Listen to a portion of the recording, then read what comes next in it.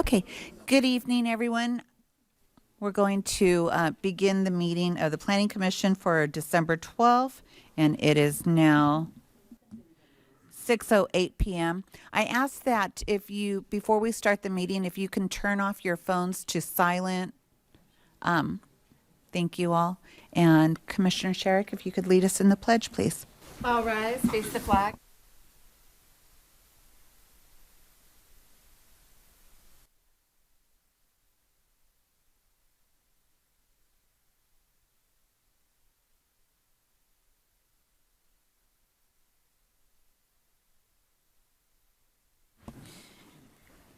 Thank you. If we can have roll call, please. Chair Guerrero, Here. Commissioner Lopez, Commissioner Garcia, Here. Commissioner Quill, Commissioner Flores, Here. Commissioner Sherrick, Here. Commissioner Garcia, Here. Orlando, Commissioner Armstead, and Commissioner Lewis are excused. Okay, thank you so much, Jessica. If you can go ahead and administer the oath, please.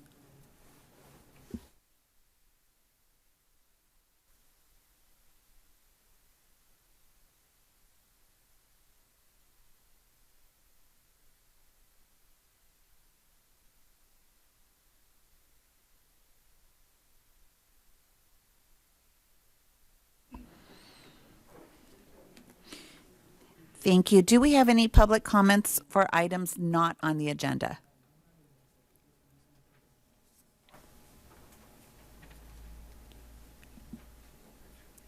One more for three. Okay. Thank you so much. Okay.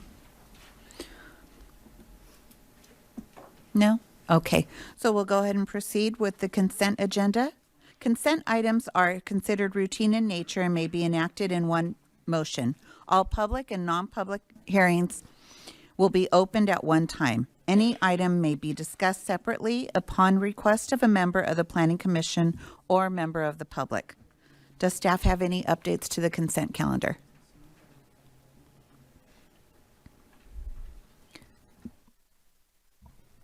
No, we do not. Thank you. Is there anyone wishing to speak on the consent calendar items? If not, may I entertain a motion to approve the consent calendar?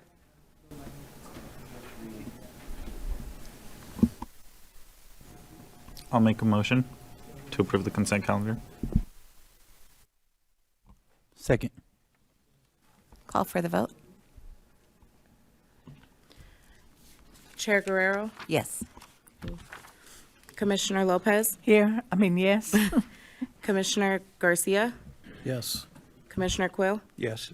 Commissioner Flores, Yes. Commissioner Sherrick, Yes. Commissioner Orlando Garcia. Yes, I second. Vote passes unanimous. Okay, thank you. Public hearing items. The Planning Commission will first hear a report from staff, and then the public hearing will be open. The applicant will have an opportunity to speak. Next, members of the public will be allowed to speak. Anyone in the audience wishing to speak must be sworn in and also fill out a request to speak form. The forms are located on the table near the door. When your name is called, come forward and speak into the microphone. Say and spell your name and give your address for the taped record.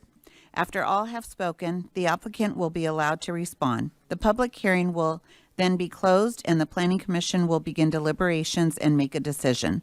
All actions except general plan amendments and amendments to the Municipal Development Code are final action unless an appeal is filed and fee paid within 15 days to the Community Development Department. If you challenge the resultant action of the Planning Commission in court, you may be limited to raising only those issues you or someone else raised at the public hearing described in this agenda or in written correspondence delivered to the Community Development Department at or prior to the public hearing. Thank you. Staff, please. Hi, good evening. My name is Joshua Dramatinos. I'm one of the real property managers for the city of San Bernardino. Good evening, everyone. The item that we'll be presenting on item number 2 is a real property street vacation number 15.30-437, and this pertains to a portion of Harris Street. The applicant has requested the city vacate a portion of Harris Street containing approximately 10,769 square feet. And the stated reason for the petition to vacate this portion of Harris Street is to accommodate an existing industrial development, thus allowing for the merger of several parcels, making them contiguous. As it stands right now, there's 5 parcels that are interrupted by a terminated portion of Harris Street. As you'll see from the aerial map behind you and in front of you, the yellow box indicates the project area of the street vacation. And again, this is running in the midst of 5 parcels. This is a plot map designed by a land surveyor that indicates the square footage. And the proposed street vacation is consistent with the general plan. Planning staff has concluded that the vacation is categorically exempt from CEQA and there is no significant impact on the environment. The utility companies have been notified and we have agreed to reserve their easements. And this notice of the notice of this hearing was published in accordance with the statutes. Staff is asking at this time that the Planning Commission adopt resolution number 2023-038, forwarding a recommendation to the Mayor and City Council recommending approval of real property street vacation 15.30-437, based on the findings of fact and the finding that the project is subject to a categorically exemption under the California Environmental Quality Act. Any questions? Thank you. We'll go ahead and open up the public hearing for item number 2. Is the applicant here or would like to add anything He is here. to?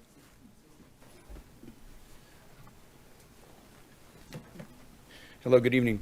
My name is Jason Desjardins. I have the address of 855 Harris Street. We applied for this vacation in 2019, and it's kind of grown a long beard. And with staffing changes and vacancies and the COVID issue, we finally got I guess a movement under our feet again, and I'd like to see this thing go forward before we can lose momentum on hopefully brightening up this part of the city. It's getting developed all around it, and a large portion of vacant land was just sold to the south of this property, and these 5 parcels being combined, there's one of them that's 500 square feet and another one that's 15,000.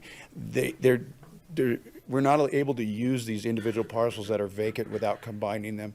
And the terminus of Harris Street is, we're going to move it south. The 9th Street Bridge was extended over and lengthened to accommodate 2 extra rails for the BNSF track going north for sidelining. And they completed their eminent domain taking in 2019. So we had to wait till they finished their eminent domain taking so we could then find the final property lines in which to then combine. The street has some utilities, but they're going to be preserved. Nothing will be built over those, and would appreciate letting us combine that and then fence it off and be able to control it. It's kind of a troubled area with the trains being broken into. It's constantly, I've been over there almost every weekend until almost 5 in the morning with the train police and everything else. They're trying to take everybody's Christmas presents and stash them over the fence. We don't have the ability to then do the construction necessary to protect the property and then also provide the proper lighting and protection for the nearby train sideline. So this is necessary for us to move forward to complete that. So I appreciate your support. Thank you. Thank you. Commissioners, any? Is what's being proposed to vacate, is it the part that's encircled, I guess, when the light green or whatever it is? Yeah, the yellow area, correct. The interior yellow area. Are there any residents near? In None that at all? vicinity, no. It's an industrial development. Okay. And what is the name of the business, or what is the purpose of the business or scope? During the interim where we were having this problem with vacancy and having people coming on site, I had somebody. It's O&A Development LLC. It's an LLC. I'm the managing member. It's me for title purposes. One of the warehouses I store stuff in, I had a towing company and a construction company. I'm a licensed building contractor. I just basically kind of tinker with things. It's private storage is mine now. I try to rent out the other building. It's a small building to like a carpentry place. They didn't do it right. They started stacking pallets and all kinds of things. It's vacant. I had to file a unlawful detainer, all kinds of things, and chase them down. And basically, I just offered them money to leave. There was no fixing it. I couldn't find a legal, whoever signed the lease through MGR Realty, I had it outsourced, and we got their legal department involved, and they just recommended I pay them to leave, and they finally did. So it's been vacant since pretty much halfway through August, and it's completely vacant. It's been verified. I have pictures. I go through and I drive around sometimes, and if I had a bike, I could get some exercise. It's completely vacant. So there's no business there. I've had the business license for the rental, the business registration. It's in place. The city, I'm compliant with that. So that it is registered with the business license for the property rental. Thank you, I appreciate that.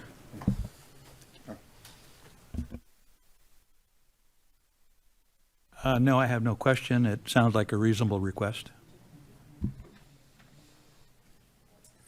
I just wanted to clarify if that map is correct. It almost looks like that's a covered street already. What's highlighted in yellow? The development that's over it? Yeah. Yeah, it's correct, and it may be encroaching public right-of-way, which, of course, this would remedy. Got it. Thank you.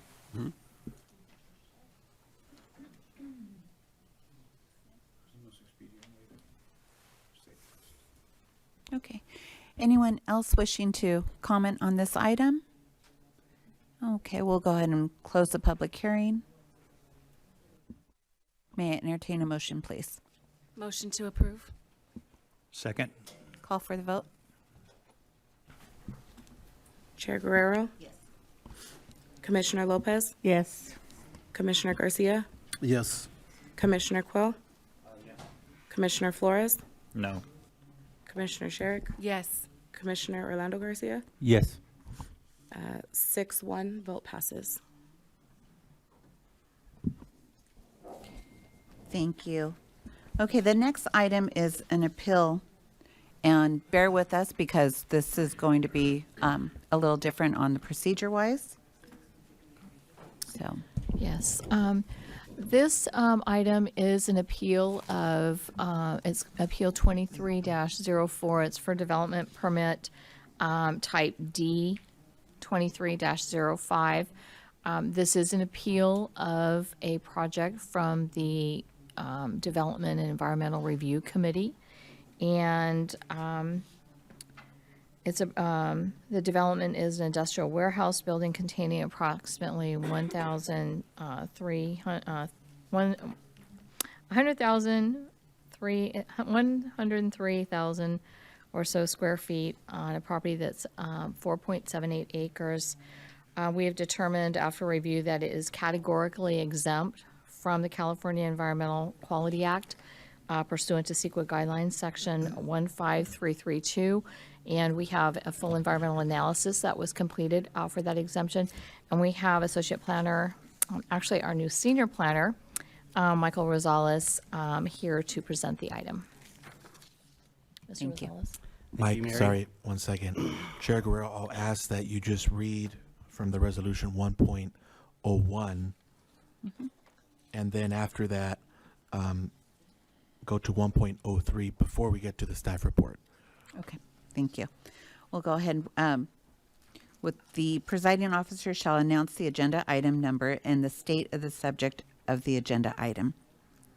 The presiding officer shall then identify that the agenda item is a quasi-judicial hearing and announce that the hearing is open.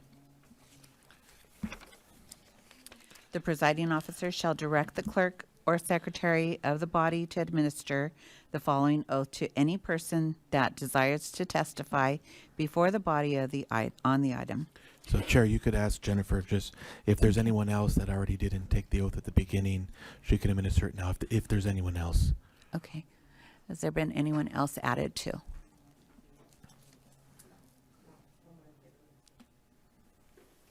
Okay.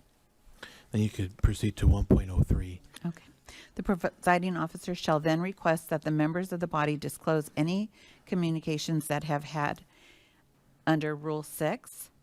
So let me explain what that is, Commissioners.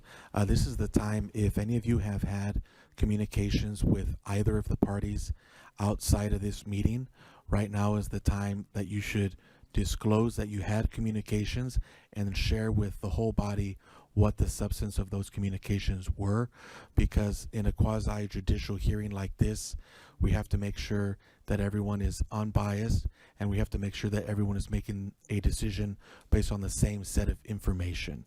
And so if any of you have had communications with either of the parties, right now is the time to disclose that. I would like to communicate that the appellant is my brother. We do not live together, nor we're not financially dependent on each other. He has mentioned this appeal to me in the past, the same detail that is in the report on what it is about, but nothing more detail than that. But I do want to respect objectivity and impartiality on this body, so I will be recusing from this item. Thank you, Commissioner. Thank you. And so, Anyone Commissioner else? Flores, you can leave the room, and the chair will ask for you to come back when we complete this item. Okay. Thank you. Thank you. Anyone else? No. We'll proceed. Okay. All right, good evening, Commissioners and Chair. As we had said, item number 3 tonight is Appeal 23-04 for Development Permit Type D 23-05. And the proposed project is an appeal of Development Permit Type D 2305 involving a request to allow the development and establishment of an industrial warehouse building containing approximately 103,364 square feet on a property containing approximately 4.78 acres. It's needed to be noted that the project is on the 4.7 acres of land, which was on a parcel totaling 31.16 acres. However, subdivision 22-03 for tentative parcel map number 20164 was approved, and resolution number 2022-052 for the CEQA determination was adopted on November 30th of 2022 by the City of San Bernardino's DERC committee, and that subdivided the 4.7 acres from the actual 31.16 acre parcel. It's located at the southeast corner of East 3rd Street and North Tippecanoe Avenue at APN 0136-341-89 within the Alliance California Specific Plan. Here we have our location and zoning map. We can see it's within the Specific Plan Alliance California. Here we have our aerial map, which is showing like uses surrounding the proposal. And we have our analysis. So the San Bernardino International Trade Center specific plan was approved by the city in 1995 for a total of 2.8 million feet of industrial development. Environmental impact report was prepared for the trade center and adopted by the city council in concurrence. So an EIR, an environmental impact report, outlines the impacts of a proposed project on its surrounding environment and identifies positive and negative impacts and offers solutions to those impacts. So the International Trade Center was renamed to the San Bernardino Alliance California Specific Plan in 2007 with an addendum to their 1995 EIR, which was documented for the CEQA compliance of the Specific Plan Alliance California. Amendment number 60-03 was approved by the city. An initial study examined additional environmental issues and was concluded. Since 2007, 8 addendums to the 1995 EIR have been approved by the city for the Southgate and Westgate planning areas of the Specific Plan Alliance California. So addendum number 1 to the EIR was approved, allowing approximately 2,887,000 square feet of enclosed industrial space. Addendum number 2 was approved that actually reduced the space 3.84%. Addendum number 3, 4, and 5 was approved, documenting consistency with the overall specific plan. Addendum number 6 documented development of all that Westgate area. Addendum number 7 evaluated consistency with the 1995 EIR report and 2007 initial study to the development of 3 parcels within the Northgate district. And addendum number 8 evaluated the consistency with the original specific plan for the last remaining vacant parcels on the Westgate district for industrial development. So it shows a pattern of concurrence. So basically, this property has been earmarked for industrial development since 1995. So on October 25th of this year, the City of San Bernardino's DERC committee held a duly noticed public hearing and approved the project based on the categorical exemption and findings of fact. So we're going to go to a little site design. So the architecture, the proposal offers a unique architectural design with prominent corner elements and significant vertical and horizontal articulation to reduce the massing of the building elevations. So we like to make it look a little more modern. The building will be energy efficient and incorporate the Green Energy Code, including insulation beyond the requirements of Title 24, such as skylights that produce low energy and reduce the energy demand on the total building. The proposal will have 2 driveways, one along North Tippecanoe Avenue and the other to the north along East 3rd Street, which both are 40 feet in width and are emergency vehicle accessible. And they will be provided on both driveways. The City of San Bernardino's Development Code requires 1 stall per 1,250 square feet of warehousing square footage, and the project would provide a total of 95 parking spaces, including 78 stalls for automobiles and 9 EV parking spaces, exceeding the required parking. Furthermore, the City of San Bernardino's Public Works Traffic Division, they did an analysis and approved the traffic analysis. The landscaping along 3rd Street along the North Tippecanoe Avenue is required to use an opaque screening from the ground to a height of at least 6 feet. And that's intended to exclude all visual contact between the adjacent land uses and create a strong impression of spatial separation. This will ensure that the dock placement on the property does not take away from the overall aesthetics of the proposed project. Drought-tolerant plants will be incorporated to the landscape design to reduce the landscape equipment emissions. The project would plant 102 trees and over 3,000 plants, shrubs, and flowers, and other ground cover as ornamental landscaping, and to screen the project from the adjacent land uses and the public right-of-way.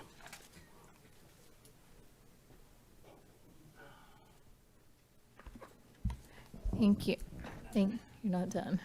All right, moving forward, the infill exemption actually analyzed these following articulates from the for the categorical exemption. So we have air quality, and air quality mitigation measurement implementation plan was asked for. So a master daily log that documents the hours of operation of all equipment ran each day. The master daily log would also document timing and tuning of all equipment, the type of fuel used on construction equipment, and any add-on emissions reduction equipment used as oxidized diesel catalyst or such. There's a dust control plan that's put into place, maintenance of all equipment daily, no equipment idling for more than 5 minutes, electric tools to eliminate gas power, low volatile paints and coatings, and requirements of the developer to submit to an emissions reduction program. So that's some of the mitigation for air quality. For the health risk assessment, it was prepared in accordance with the South Coast Air Quality Management District Health Risk Assessment Guidance. Results of this assessment indicate that the possible cancer or health risk is approximately 2.87 in 1 million, which does not exceed the South Coast Air Quality Management District's threshold of 10 in 1 million and considered to be community significant.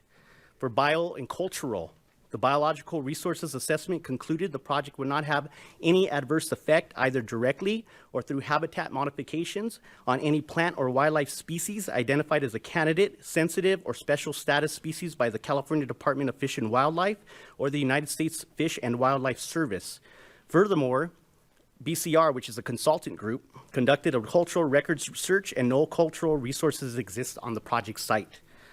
For noise, construction shall be restricted to in between 7 a.m. and 7 p.m. on weekdays, 8 a.m. and 7 p.m. on Saturday. No construction shall take place on Sundays or federal holidays. Properly functioning noise-reducing mufflers are required on equipment. If there are complaints within 400 feet residential or 250 for commercial units, then temporary noise barriers would be installed, and low noise level equipment will be used, and all noisy activities would be planned together. So for traffic, Translutions Incorporated examined several intersections near the project, specifically along Tippecanoe Avenue, which provides primary access to the project area. 6 nearby intersections were examined that were available for a 2005 versus a 2022 comparison, as they were the key intersections in the area. The analysis shows that peak AM traffic decreased at 2 of the intersections, and the remaining intersections have had no more than a 2% increase in traffic since 2005. A reduction in traffic may allude to the availability of more employment centers in the area. Employees can find jobs closer to home, which has all had an effect of reducing vehicle travel. And of course, the COVID pandemic had also influenced travel patterns and few workers traveling longer distance to commute to work. So the infill exemption was based off the EIR and addendums for the entire specific plan, Alliance, California. So here we have our site plan. Here we can see our access points, 3rd Street, Tippecanoe. And as you can see here, the docks are set back far enough so when you're driving down Tippecanoe Avenue, it's going to be landscaped, so you're not going to even notice the docks loading and unloading there, so they're screened. Next, we have our landscape plans. And the approved landscape plans to include over 3,400 species of trees, shrubs, accents, and ground covering, including blue palo verde, desert willows, Italian cypress, Chinese flame trees, Canary Island pines, dwarf bottlebrush, coast rosemary, blue flame agave, just to name a few. Here we have our elevations for the project. As you can see, the articulated massing kind of makes it look modern in a smaller version of a warehouse building. Here we have our site looking southwest. Vacant parcel needs to be abated for weeds. Here we have a site looking southeast. You can see they already started to landscape the corner of East 3rd and Tippecanoe. Here we have the site looking north towards Big Bear. And here we have a site of the infrastructure that was actually put in 1995. We have fire risers. So that is to say that the infrastructure for services of public utilities was already put in back in 1995. So there's already piping and infrastructure there for the building. So that being that it was earmarked in 1995. So our recommendation tonight is that the Planning Commission adopt resolution number 2023-048 denying Appeal 23-04 for the development permit type 23-05 based on the findings of fact. I'm here to take questions, and of course we have the applicant and the appellant here as well. Thank you. You're welcome. And I just wanted to add for the commission that you have received a letter. We did place it on the dais from Earth Justice regarding the project. So I wanted to point that out. That came after hours this evening. And also just to confirm in your resolution on page 3 of the resolution reinforces the categorical exemption for the 15332 infill exemption. So depending on the action this evening, that is the environmental determination that you would be using. And for the next steps in the process, the first party that you would request to bring up when you're ready would be the appellant. They would have 15 minutes for their presentation, followed by the applicant having an additional 15 minutes. And then the item would be opened up for public hearing. It would be opened up before for public hearing, but you would take other comments after those two. And Chair Guerrero, if the commission has any questions of staff, you can take those questions now of staff before you go on to the presentations. Okay, now will I open up the public hearing prior to? You can do that, yes. Okay, so we'll open up the public hearing for item number 3. And again, I do ask that you silence your phones so we can get through the meeting. Thank you. We'll go with Commissioner. No? I had a question on the acreage, because I'm coming up with a different number. So is it 4.78 or 2.37? I came up with 2.37. It's 4.78 acres for the project site. Because I came up with 2.37. I don't, so based on that square footage it is shown here. I just wanted to clarify that.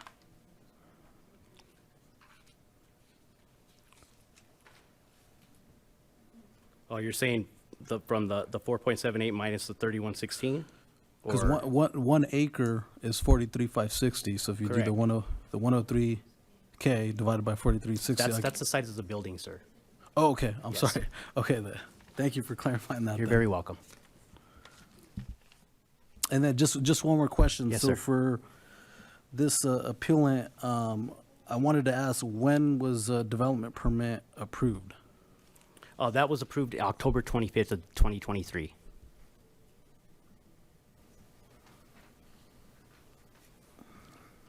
Thank you. That's it. You're welcome.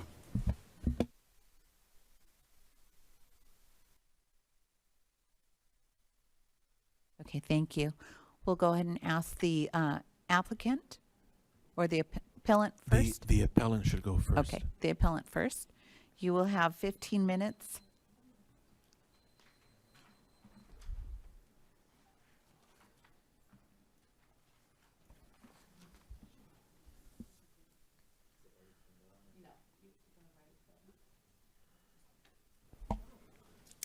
Hello, everyone. My name is Christian Flores. I'm a lifetime resident of the city of San Bernardino, former substitute teacher, and current community organizer with ICUC, though I've also been involved with San Bernardino Generation now in the past. In my capacity as a tenant and mobile home resident housing organizer, I've learned that across the country, historically, there have been communities impacted by discriminatory zoning practices to relegate and isolate communities and people of color to substandard zones or areas of cities, whereas a majority of affordable housing is purposely built in industrial zones or heavy industrial zones,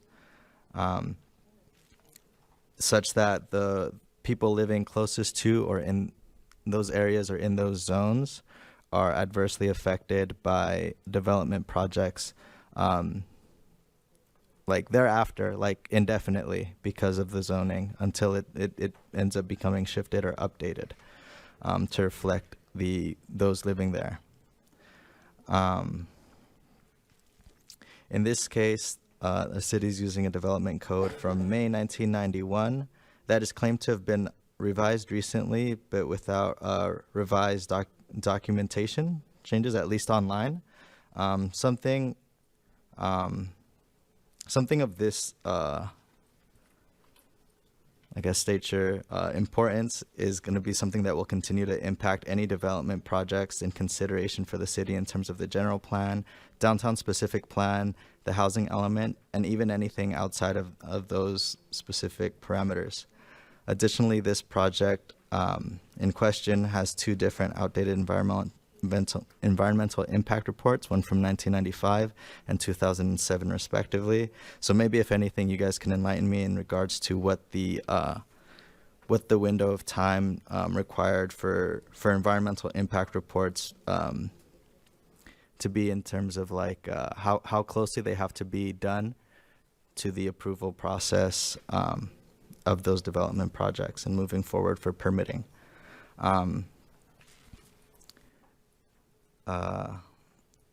the Alliance California Specific Plan, 2,000 acres or 8.7 million square feet within the city of San Bernardino are already owned, in which case the 5 acres in question, or rounded up 5 acres in question next to this community garden, are less than 1/4%. Yeah, less than 1/4% of the land owned by them throughout the city. In regards to seeing what we can do in terms of mitigating or in terms of any practices for development in the future, and how corporations that do business in the city of San Bernardino, how do we define how they give back to the city and its community? Because there are cumulative health impacts and things like that, like in terms of quality of sleep, impact of the roads and how these things financially and physically impact residents closest to those projects. In addition, through the San Bernardino Airport Communities Coalition, we held a community barbecue last month.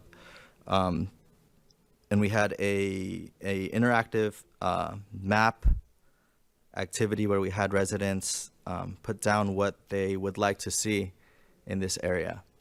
And a lot of what was lifted was in regards to more amenities, more green spaces, grocery stores, things that add to residents' quality of life within an accessible distance. Something that isn't very common within the city of San Bernardino, as many of our areas are food deserts.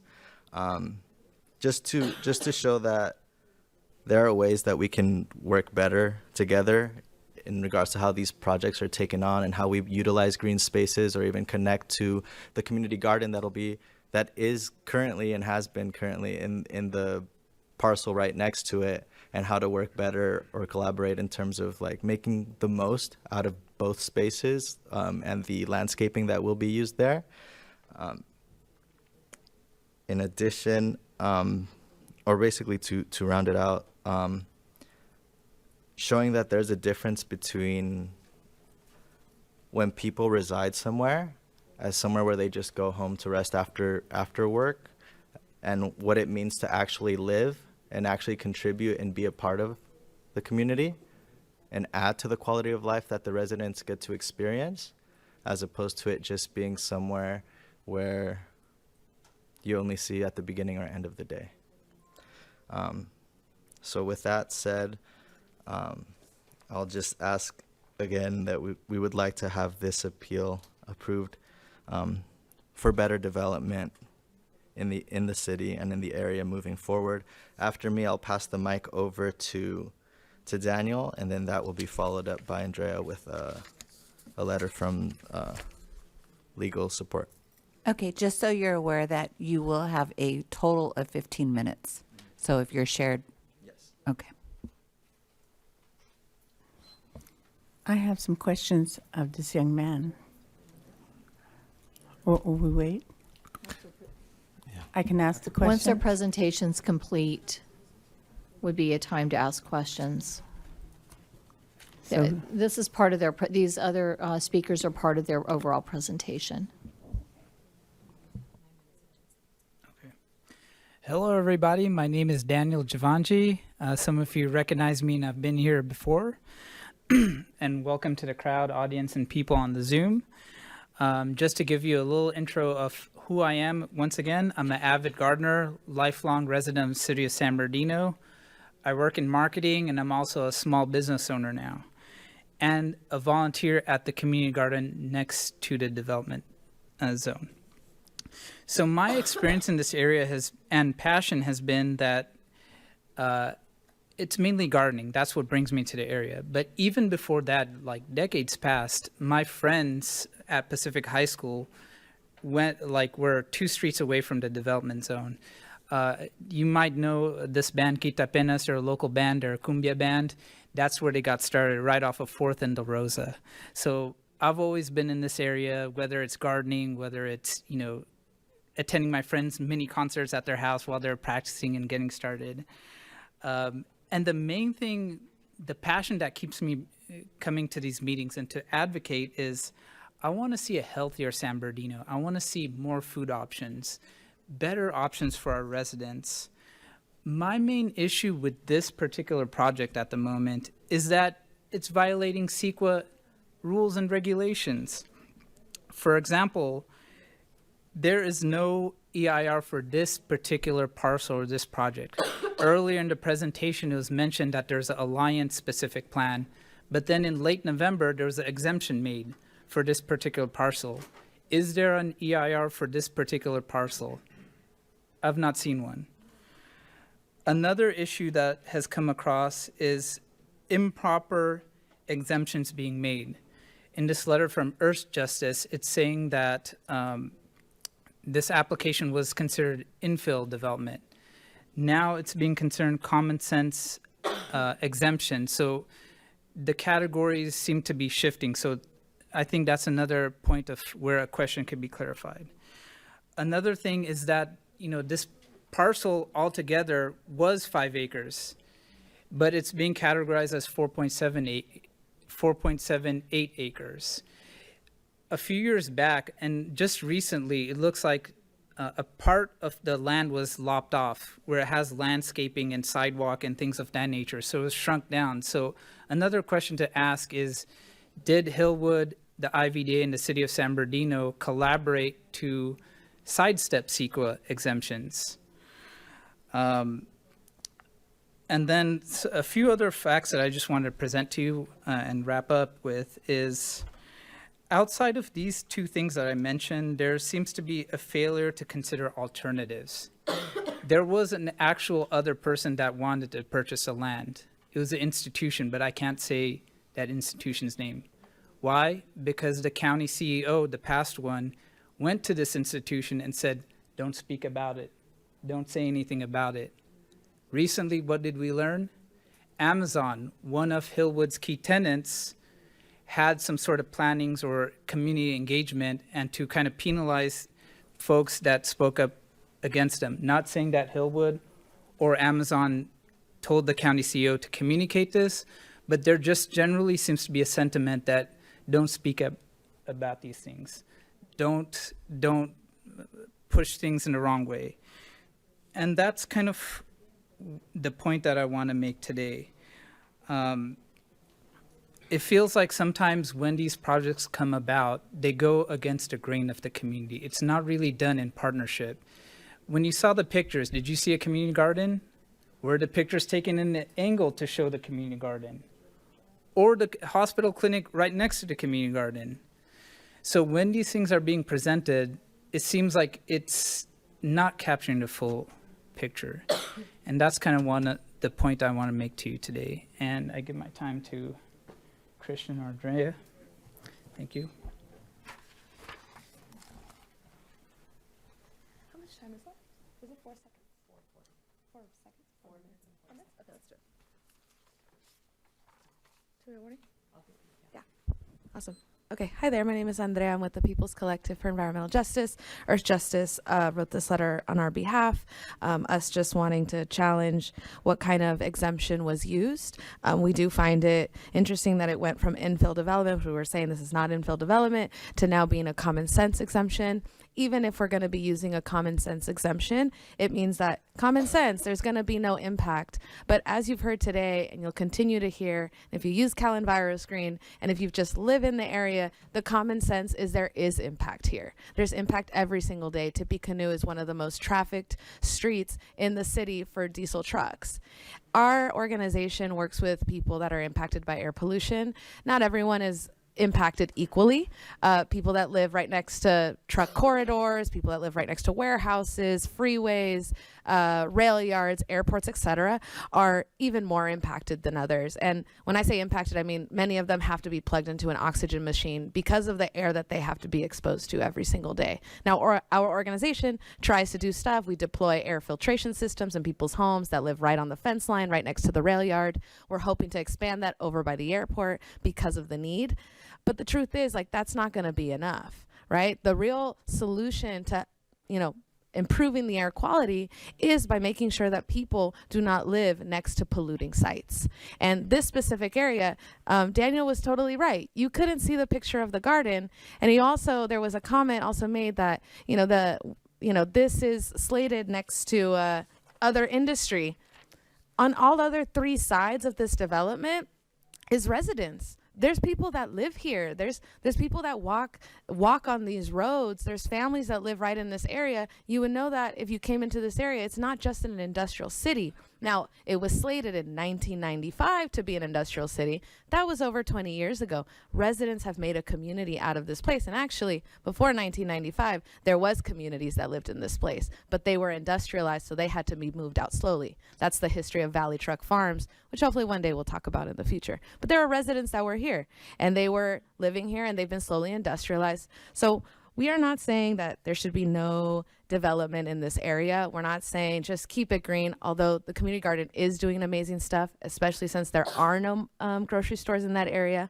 There are no open spaces in that area. That specific area is a gem in the community over there. Could it be expanded? 100%. Would it help? Yeah, it would. And it would also buffer the community from living right next to, 2 minutes, buffer the community from living right next to something that has 17 trailer dock doors. So that means there will be multiple trucks coming in and out every single day. That kind of size could be a delivery station. We know that Amazon runs those all the time. Nothing has shown us that this isn't going to be Amazon. So we should always assume that it could be the worst type of facility. When I say worst, I mean the most amount of traffic that's going to come in and out of that facility and impact people. And so, yeah, we're not saying no development. We're saying please approve this appeal because there could be something different done in this community. We've talked about this before. The zoning code is out of date. The development code is out of date. 1995, we weren't talking about environmental justice. We weren't talking about air pollution. We weren't talking about equity and redlining and what that means for people. Today, we are talking about it, and we can make measures to protect people just through planning in itself. And this could be one of those, right? This could be an example of it. So we think Hillwood, since they have 2,000 acres of property, they can use 5 acres to support the community in what's already there. Listen to a community that has already been asking what are the needs in this community, and actually start treating this community like a residential community and not just an industrial community. That zoning map that you showed, maybe you could go back to it, right? It shows the county land, everything in front of that and to the right, that's Highland. That's the city of Highland. Those are residents. And actually that blue zoning over there totally wouldn't show you that there's a community garden there and a clinic there. There's actual community. It's not just a bunch of warehouses. So that's, I think, it for me. And yeah, just to double up and say, we think you guys should approve the appeal. Let's have Hillwood work on a project for the community. Thank you. Thank you. We'll go ahead with the applicant. And the applicant will have Can I 15 clarify minutes. something, please? Oh. May I clarify something? No? Chair Guerrero, it's up to you if you want to hear the applicant right now or if you want to take questions of the commission for the appellant first and then go to the applicant, however you want to handle it. Okay, we'll go ahead and go with the applicant, and then because they have the 5-minute rebuttal, if that's, okay. They would Thank have 15 minutes as well. The applicant will have 15 Oh, minutes, and then the rebuttal at the end. will have 5 each. Okay, thank you. Yes. Good evening, members of the commission. My name is Paige Gosney. I'm land use counsel for the applicant for Hillwood Northgate Development. I want to thank you all for being here tonight, listening to staff's presentation and obviously the comments from the appellant. Just as a threshold matter, the appeal that's before you tonight shouldn't be before you tonight. It's untimely. The DRC approval was held on October 25th under the city's code. They have 15 days, calendar days, not business days, within which to file an appeal. That would have been November 9th. The staff report, the appeal application form, everything indicates that it was filed on November 16th. So the appeal should be denied for that reason alone. There's some question, some ambiguity about whether or not an appeal form was submitted on November 9th, but no appeal fee was made and it was misplaced or something along those lines. In order for an appeal to be timely and to be valid, you got to have 2 things. You have to have the written appeal form stating the grounds for the appeal, and you have to have the appeal fee. And so even assuming that there was a written appeal form that was submitted on the 9th, which we don't necessarily agree with, there's no dispute that there was no appeal fee paid on the 9th. And so the appeal was not perfected. It should be denied for that reason alone. But notwithstanding that, we're here tonight. We're on the agenda. We're standing before you. We're proud of the project that's before you. This is exactly as Mike said and as the staff report indicates, this is exactly the type of project that the city has long planned for this exact site. We meet all of the criteria. It's a fantastic project. We're extremely proud of it. And we're extremely proud of the work that staff did and that our environmental consultant did in analyzing the potential impacts of the project, vetting those impacts and presenting them in a comprehensive package that's exhibit the categorical exemption support documents as Exhibit F or Attachment F to your staff report. It's a robust, comprehensive analysis that supports application of the Class 32 infill exemption. A couple of questions or issues that came up tonight. First was whether or not this was approved under the Class 32 urban infill exemption or the common sense exemption. No one's taking the position the common sense exemption applies. I don't know where that came from. This was approved under and meets the criteria for the Class 32 urban infill exemption. The project site is less than 5 acres. There's no habitat on the site. Robust analyses were performed to confirm that there are no substantive impacts as to traffic, air quality, water, cultural resources, biology. All of that has been before you. It was before the DERC on October 25th, and it makes clear that there are no impacts in any of those areas that would otherwise justify denying the project or finding that it is not categorically exempt. Just as a global matter with how CEQA works, if a project is exempt, is categorically exempt, there is no EIR performed. There is no mitigated negative declaration. There is no other CEQA document. It is exempt. That's the point of the exemption. And so we take great care in analyzing and ensuring that we do meet the criteria for such an exemption, because finding that a project is not subject to CEQA, is not subject to a detailed environmental review is a very serious matter. It's a matter that you take seriously, that staff takes seriously, that we take seriously. So the documents that are in Attachment E and Attachment F very clearly address those issues and support the finding that the project is categorically exempt. One of the other questions that was raised in the appeal, limiting it to the appeals grounds that were raised, is that the Class 32 exemption doesn't apply because the project is not 5 acres, it's attached to a larger parcel. I think we've addressed that the project site is 4.78 acres. The actual development footprint is 2.76 acres. And for purposes of CEQA, even if the parcel itself was not under 5 acres, it's the development footprint that is key with respect to application of the infill exemption. So as long as the actual development footprint is less than 5 acres, a project can and will still qualify for the urban infill exemption under those circumstances. Stepping back from that, there is no reason for an EIR, again, because we are categorically exempt. Lost my place. We heard a lot of talk tonight from the appellants about global issues, greater planning issues, environmental justice issues, issues that the city as a whole can tackle, can analyze, can effectuate change from a planning level as to how they want to look at, if they want to update zoning code, if they want to update the general plan, if they want to take steps to reevaluate or to reconfirm how you analyze projects within the city. That's a different exercise. That's a much bigger exercise, a much bigger undertaking, but one that is certainly within your power as Planning Commission members to undertake or to initiate or to force forward. But that's not why we're here tonight. We're here for a single project that was previously approved, that was untimely appealed, that meets all of the criteria for an urban infill exemption, and that there's no reason for the commission to deny tonight and to uphold the appeal. And cognizant of the time, I don't want to repeat myself, appreciate all of your consideration. If there are questions that come up from additional speakers or that the commission might have, more than happy to address those in further comments. Thank you. Thank you. We'll go ahead and at this time take any comments or questions from the commission. Okay. Commissioner Lopez. Amelia.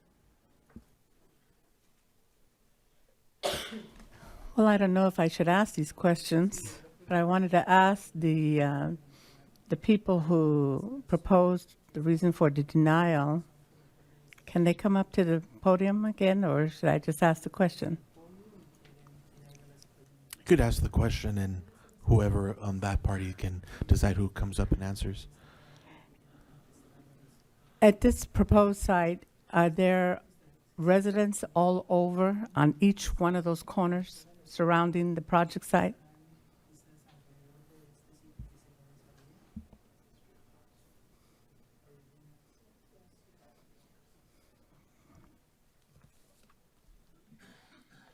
Yes, so there are residents in the area. There's actually On all 4 corners some of the surrounding?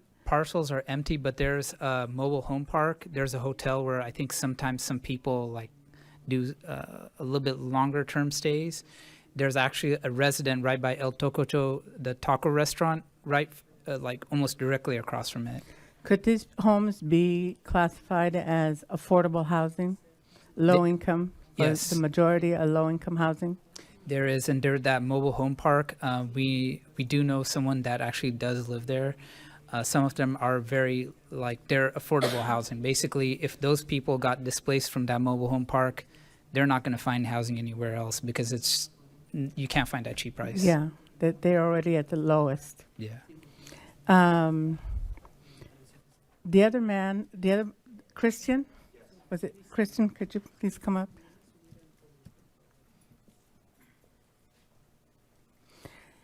You mentioned that you had done a survey of people, and about how many people did you attract for that community engagement? For the community barbecue, there was roughly 300 people in attendance, right? Between How many?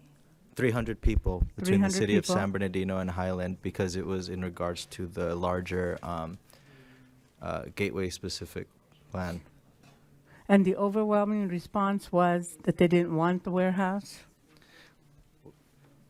Response in terms of warehouses has been negative from community members, largely that we've been in communication with, because most of them have been in fear that they're going to be displaced because of, at the time, but this was before the airport gateway specific plan, which was a much wider range plan for warehouse development and I guess like support for that in terms of larger logistics planning. There was a lot of other apartment complexes and things between this location all the way down to like where the Highland Public Library was, and folks who also lived in different types of affordable housing that were receiving different contradicting messaging from their own like landlords and things like that in regards to what was going to be happening. So they saw it as displacement, that was the beginning of displacement, that they would build one warehouse and then there'd be another and so forth. Well, And because where if- would they go? Yeah, because even if the warehouses aren't necessarily built specifically where they're living on their particular parcels, they aren't the ones that have the power. It's the landlords that have the power to sell that property thereafter, because if the property values go up based on the warehouse development and they find it easier to just sell than to have to deal with tenants and residents, then they can easily just do that. That many people is community engagement, because you mentioned that they felt, I guess, empowered that they were participating in having a say-so. Yeah, we had a region-wide map where people got to pin up ideas and things that they wanted to see in specific lots. They got to pin where their houses were and things like that to show what could be in terms of the region or the area at large. And you had spoken about the reason why we won't have the appeal is that it's not considered an infill exemption. Could you explain that a little bit more? Yeah, so what I'd like to explain about that is it's saying the whole land is about 4.78 acres and the actual building itself is like maybe 2 and change. But before, it looks, from what it looks like, and if you do the measurements, it's about 5 acres. And what had happened is that a portion was lopped off on the corner of Tippecanoe and 3rd. If you go there today, you'll see that there's landscaping and there's like a slice of the land that was maybe handed over to the public, the city of San Bernardino, or something of that nature. And it seems like that was done to kind of side skirt, in my opinion, to kind of lower the footprint of the project. So that way it can be categorized, I guess, without a challenge that it's infill. Okay. Thank you. Thank you all.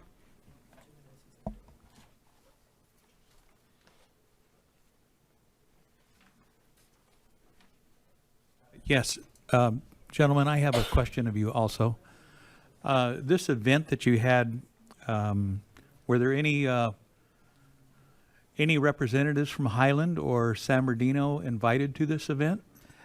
I wasn't directly involved in the invitation process. Maybe Andrea can mention that, but what I will say is that I did notice 2 council members from the city of Highland. There were some other dignitaries. There was a council member from San Bernardino as well, the 5th Ward, and there's a few other dignitary types. Maybe Andrea can, if she has knowledge of that, or Christian, they can speak to that, but that's who I did notice that was there. Yeah, city council members from both the city of San Bernardino and the city of Highland were invited to the community barbecue, and even some assembly representatives and Senate, right? It was members of the IVDA. Those are representatives Okay. from the county, anyone that sits on the IVDA, since the project that was going to impact that area was at the time governed by the IVDA. But that land is really the city of San Bernardino, city of Highland. So city of San Bernardino and Highland elected officials were also invited. Yeah, well, this has been an ongoing project for many years, in the city of San Bernardino and Highland and the surrounding communities. Have you stressed to any of those individuals about rezoning or looking at the zoning maps to accommodate what your concerns are? Yeah, so we have been going to the IVDA and advocating. I go fairly regularly to let them know that, this project in totality has a lot of harm in terms of how residents are affected. Directly across, if you go back 1 or 2 maps, across the street in the city of Highland, I noticed that PAMA Management is buying out a lot of the land.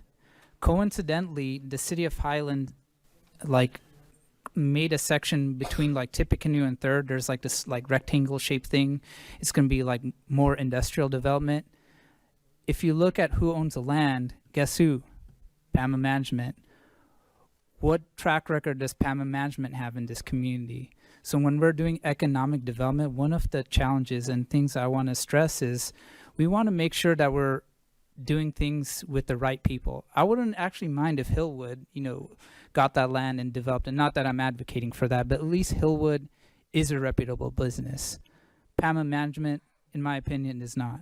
So when it comes time to zoning and ordinances and things like that, it doesn't feel like things are going in the community's favor. The city of Highland actually said, you know what, we want to move forward with the EIR that the IVDA proposed, and they said we do not want to offer relocation. And I did mention to them that PAMA Management is buying out properties in that area. At least if you're pro-development and you want to do this, at least have the courtesy to say, you know what, we have a lot of residents, some do not even speak English, different people have different literacy rates, they're in different conditions of their life. Some people might even just sell the land because they're in that desperate situation. So when projects like this happen, we want to make sure that government is the buffer, that advocacy is being done, and citizens are not facing burden or harms that that can easily be avoided. Okay, thank you. One last question. During the ERC and so on, were you provided notifications of this meeting, and did you folks attend that meeting? So I can speak to, for this particular, I'm not sure when the notices went out and when they were actually delivered. There has been a discrepancy. I think in the previous meeting when I was here and we were speaking about things, a notice came in on a Friday, and then this meeting was happening on a Tuesday. So that's another issue and a point of contention. When controversial, when community concern thinks it's controversial, sometimes the notices come at the 11th hour, and then the community's not able to say, hey, you know what, let me get together, let me come out and make a public comment. So that's an issue of its own. Yeah. Not only that, but the location there with being Highland and San Bernardino, you get notifications. You probably get them from San Bernardino, maybe not Highland, so on and so on. So, yeah. That is a major challenge. A lot of people don't really know where they live. Sometimes they'll be like, oh my gosh, it says San Bernardino address. But then they'll try to, they'll try to come and it's actually Highland, or Highland, it'll say Highland, and then they're actually San Bernardino. Yeah, well, I definitely understand your concern, but I think like a lot of situations through this community, it was seen in the last few planning commission meetings, zoning is a big issue that needs to be looked at in our community. A lot of growth going on, and we need to take another look at the zoning issue. Thank you for your presentation. Commissioner Shea. I do have a few questions. There were some, they're not necessarily for the appellant, more for staff. So is this a good time to ask staff questions, or do you want to hold off on that? Yes, that's fine. The claim has been stated that there are CEQA violations. Are there CEQA violations? No.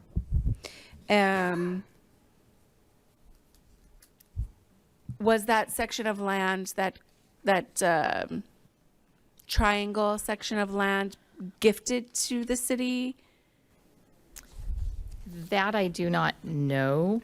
It looks like there is some right-of-way that was probably dedicated as part of a bigger parcel. I wouldn't say it was necessarily done with this 5 acre or this 4.78 acre portion to avoid an exemption, because while the infill exemption does require under 5 acres or under, it doesn't mean any project that goes there would qualify for an exemption. So it's based on the project, the studies, the analysis that further determines whether it's an exemption. Not necessarily the acreage. Correct. I mean, to qualify initially, yes, it's an infill exemption, but you still have to prove your exemption. You have to, complete your air quality, your biology, your cultural, your noise, traffic, water quality, in order to prove that you do qualify for the exemption. Plus, there's exceptions as well that have to be addressed. And when will the issues of zoning in these industrial residential areas be addressed? With our general plan update, and we have been off track with that, our focus has been on getting the housing element addressed.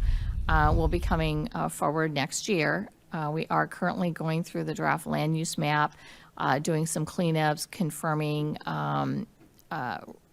the zoning throughout the city, that we, if we are changing someone's zone, that we are clearly intended to do that. We have a few errors on there that we want to clean up before we actually bring it forward.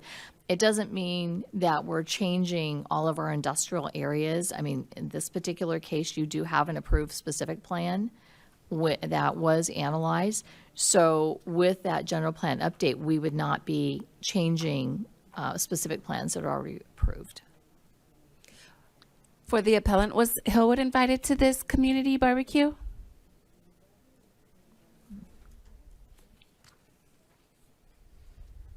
Not to our knowledge. Some of the people directly involved in the planning are not actually here at this moment, but from my understanding, I am not sure, so I can't answer that correctly at the moment.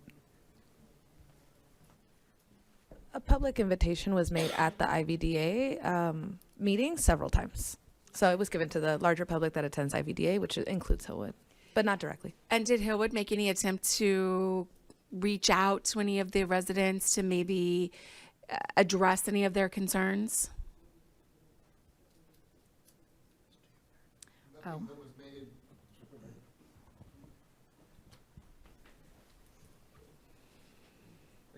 Again, this was a community barbecue to discuss greater zoning and development issues in the community. It wasn't a rallying cry to say, hey, this particular 100,000 square foot project is a problem and we want you to change X, Y, and Z with respect to the project. That's apples and oranges. That's a completely different event.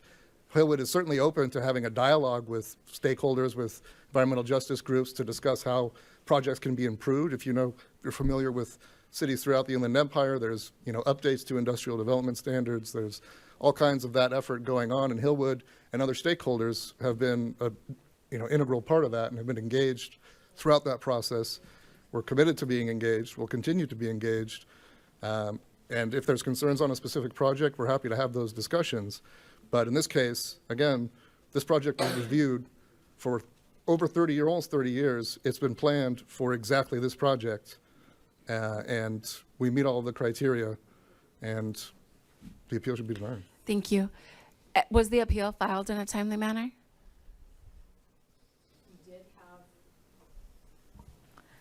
We did have a situation where the initial appeal was submitted to the city and at the appropriate time. However, there was a situation where we have new staff and it was misplaced. So it did come back in after that date, and we did accept it because we did have a sign-in sheet that showed that it was brought in.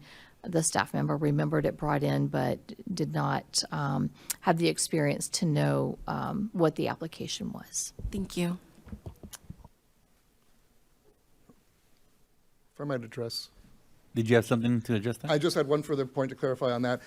If the application had been submitted on the 9th and the sign-in sheet evidence that it had been, no appeal fee was paid. And again, in order to perfect an appeal, you need to submit the form and you need to pay the appeal fee. And that wasn't done on that date. Can we verify that stuff? That is correct. That day, because it was just accepted, it was not understood that a fee needed to be collected. So they just accepted the form as, since it was just being delivered, there was no payment with that. Is that considered a appeal filed in a timely manner without the fee? We have reviewed the situation with legal counsel and determined that the intent was there and the error was on the city's behalf, and that we would accept the appeal with the payment the following week. I have something.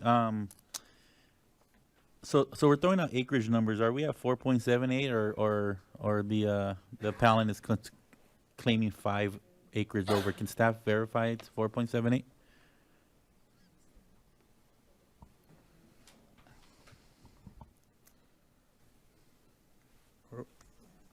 I can verify. The parcel is 4.78 acres.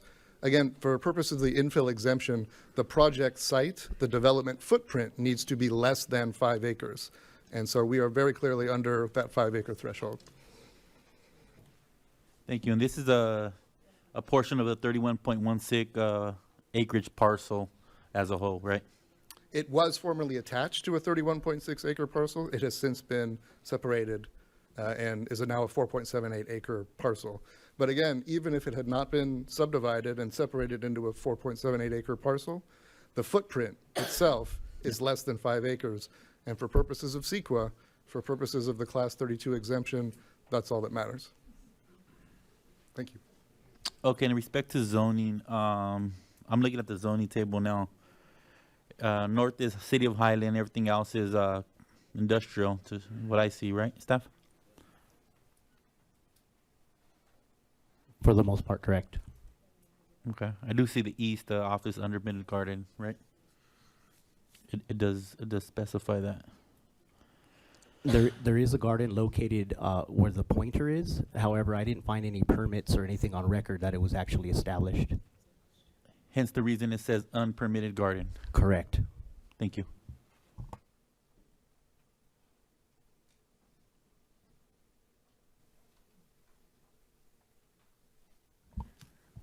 If there's no more questions, you may wish to entertain other speakers. Okay, were we going? It would be after the other speakers. After the other speakers? General Okay. for the public comments. Okay, we'll go ahead and proceed with public comment. Paige Gosney, I know you had spoke, so I just want to make sure, but I wanted to acknowledge that we did receive your form. Tanya Gonzalez, please. You will have 3 minutes.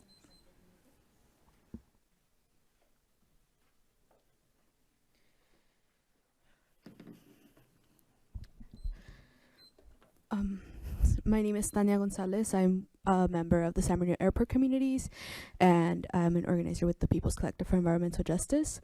I'm here today to urge you to accept the appeal for the exception for the warehouse being proposed on 3rd and Tippecanoe. So although I'm not a resident, like I mentioned, I am an organizer. I have actually spoken to a lot of community in the area.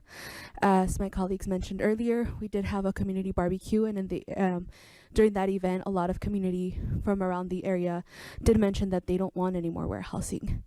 They want to see more green areas, right? They want to see parks. They want to see grocery stores. They want to see clinics. And a lot of this is being removed because of warehouses.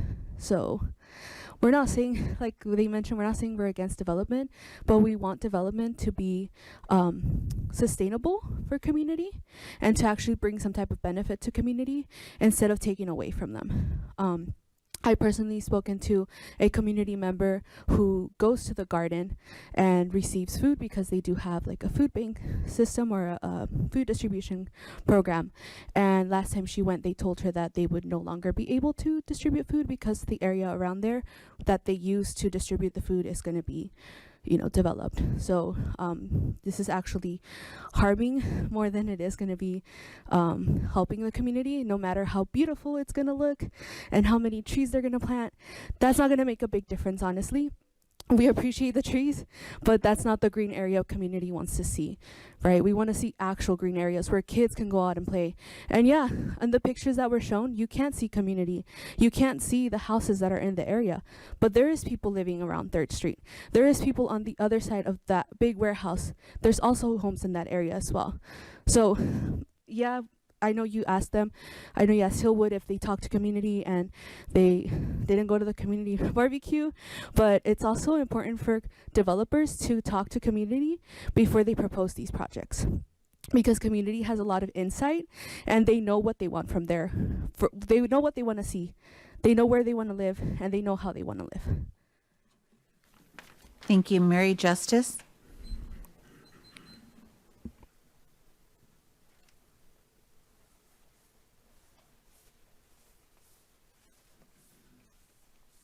Thank you for allowing me the opportunity to speak. I think I'm the only person here that lives there. I live in the Eastwood Mobile Home Park, which is within 100,000 feet of, it's a lot closer than that, to the warehouse proposed site. I live in a travel trailer. Those are out of date. Everybody is transferring to double wides because they can make more money that way. It's too bad for somebody who has a travel trailer. I found about the last mobile home park in the San Bernardino area, and by that I mean everywhere from Redlands to Rialto, that would allow me to move in a couple of years ago. And I'm a senior. This is the only housing I have, and I wanted to live here until I die.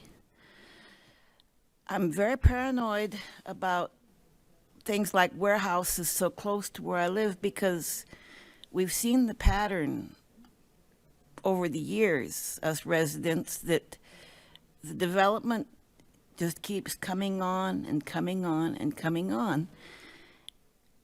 I'm one of several hundred people that live in that area, but I'm the only one here because there's a lot of apathy. People don't believe that they're going to be heard. And as an example of that, I've got to say, nobody was talking to us on October 25th. Nobody asked us anything until the organizers back there started forming their appeal. Now, my personal financial situation is such that if I lose my home, first off, I'll have to leave the San Bernardino area because there's no more travel trailer parks around. You can take my word for that. I spent 3 years looking.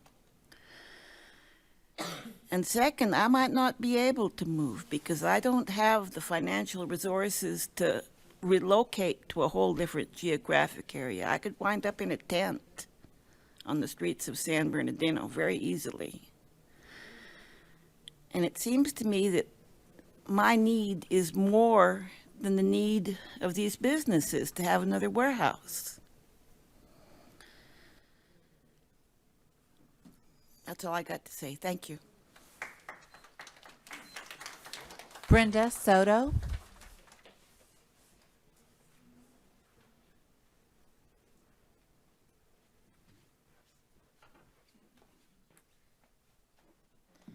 Hello, everybody. My name is Brenda Soto, and I'm a member of the San Bernardino Airport Communities. I'm here in solidarity with the residents who have appealed the warehouse on 3rd and Tippecanoe.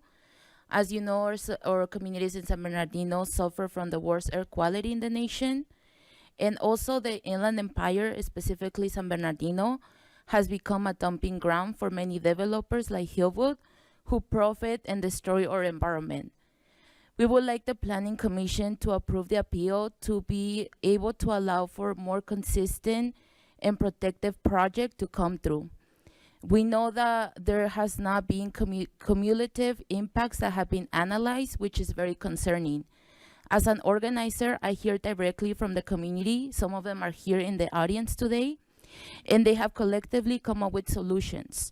They want to see in the neighborhood green spaces, more community gardens, shelters, family-owned businesses. I know that what motivates developers is capitalism, but I hope today you can listen to the community members and make the right decision, the communities that you're supposed to represent. Thank you. Thank you. Andrea Vidari, and oh, okay, thank you. Enrique Arroyo.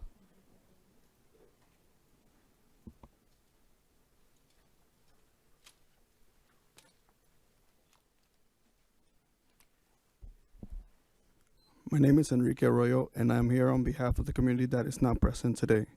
I want to highlight the importance of including the community that lives in these neighborhoods and taking them into consideration when these projects are approved. We want a CEQA process because of the 4 years they have experienced firsthand the deterioration of their health due to the much environmental pollution produced by these warehouses, and by taking away a clinic, a food bank, and a community garden shows that you are more interested in the money than the people. Not only that they have been built without worrying or taking into account the pollution produced by many of these residents developing diseases such as asthma and RSV. Apart from their health, also they have to deal with the daily truck traffic that is not only pollutes the streets but also creates potholes and cracks in the streets, making driving very difficult, greatly affecting resident pockets by constantly damaging their hard-bought vehicles. We want a San Bernardino that is progressive, strong, and inclusive of the community. Thank you. Thank you. Let's see. Kevin Torres.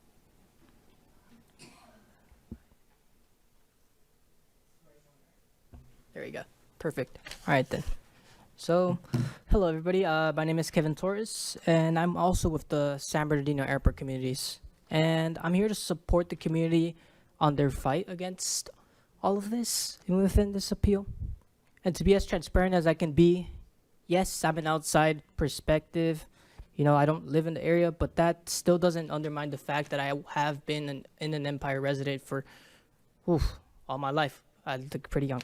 But anyway, so the fact that I have lived there, and even at my age, I have definitely seen how many different ways different cities have actually changed, more industrialized, from Fontana, Hoopa Valley, San Bernardino, among many others that are thrown into it for profits, especially here in San Bernardino, where recently the community did reach a victory together, stopping a project known as the Airport Gateway Specific Plan that would have displaced around 2,500 residents, just estimate.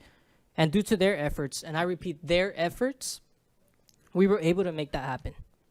For my part, all I did was let them know that there was any meetings and offer a space that they feel comfortable enough to share their own ideas, opinions, and solutions to the many difficulties that local residents face. Something that, again, we shouldn't even have to do if you would offer the same attention you give developers to the residents of these projects. Because these zones could help benefit in many other ways, because most of those things I've heard so far as an organizer have been, how would a warehouse fit into space? Why would they add one? Or simply put, we don't need it. Yet, here we are having to present our perspectives, our views, with a community on a sacred day, and truly, in my opinion, I believe that there should be a much broader sense of outreach, especially much more improvement than just sending a letter to their homes. I actually have a photo of that letter here regarding that October 25th meeting. And as well, more than anything, let's see. Oh, here I was. Sorry about that. I'm kind of nervous. But then as well, neglecting their, oh, here it is. And even worse, when you sent that letter, you also denied the fact of a certain community member of even being able to set the appeal due to her address being Highland instead of San Bernardino. So again, what do I mean by affected people? Well, as we have reached out to them, vice versa, they reached out to us, sharing their worries, and we were talking about health issues like asthma, infrastructure issues involving dangerous streets, or even the absence of green spaces, where families can even have a moment to be together. So I really want to ask, where is the solidarity for their well-being, for these residents that have been living here from 3 to even 30 years or more? Definitely much older than me, not just the nearby residents, but families around the city. Because curiously enough, going back to that other point, my other people said there was a food bank that is going to be canceled. So Thank you. that's just it. Thank you. Julieta Fuentes?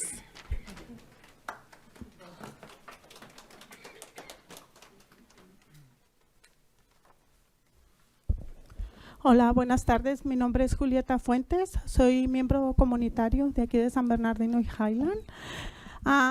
Yo es poquito lo que les voy a decir, pero creo que es muy impactante para mí ser organizador comunitario porque día a día que recorro las calles, los padres de familia a los que les toco la puerta, que son padres de familia, se encuentran. Volvemos a empezar.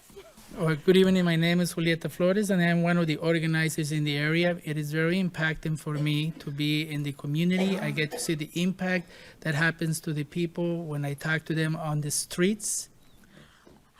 Ya, yo vengo a que aprueben la apelación, pero también vengo a favor de la gente de la tercera edad, porque ese distribución de alimentos. I am here so that to support the approval of the appeal, but I'm also here to support people from the older age, mostly because of the food bank. Queda muy accesible para las personas que de la tercera edad, repito de nuevo, para las personas que no tienen transportación y muchas de las cosas que a ellos le tienen problemas son de salud, pero yo en sí apruebo la apelación para que tomen en cuenta todas estas necesidades de los residentes. This particular place where they provide the food is something that is provides access to people who are older and people who also suffer different health issues and that have many other types of problems. So I am here in support of the approval of the appeal. Gracias.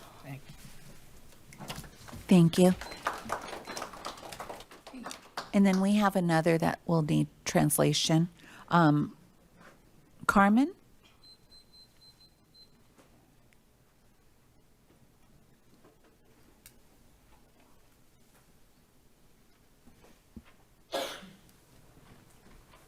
Hola, buenas tardes. Good evening. Mi nombre es Macarmen González, organizadora con la Colectiva Popular para la Justicia Ambiental. My name is Macarmen González and I am an organizer with la Colectiva para la Colectiva Popular Por la Justicia Ambiental. for Environmental Justice. Y hoy estoy aquí pidiendo que adopten la apelación. I am here asking to please adopt the appeal. Hace unos momentos decía el abogado que ya había escuchado casi como que suficiente, pues seguiré escuchando. Earlier, you heard the attorney basically express that he had already heard enough, but he's going to have to continue to hear more. Soy residente de San Bernardino desde hace 20 años. I am a resident of San Bernardino for almost 20 years. Obviamente he sido afectada por toda la contaminación y yo sí he sido invitada al barbecue y sí he estado en contacto con la comunidad Y sí vivo aquí en San Bernardino. And I have obviously been affected by all the pollution, and I was invited to the barbecue, and I have been in contact with the community as well. 4 o 5 veces al año estoy enferma de los bronquios. No es grato, abogado, estar enferma hasta 5 veces al año por causa de la contaminación. Eso soy yo.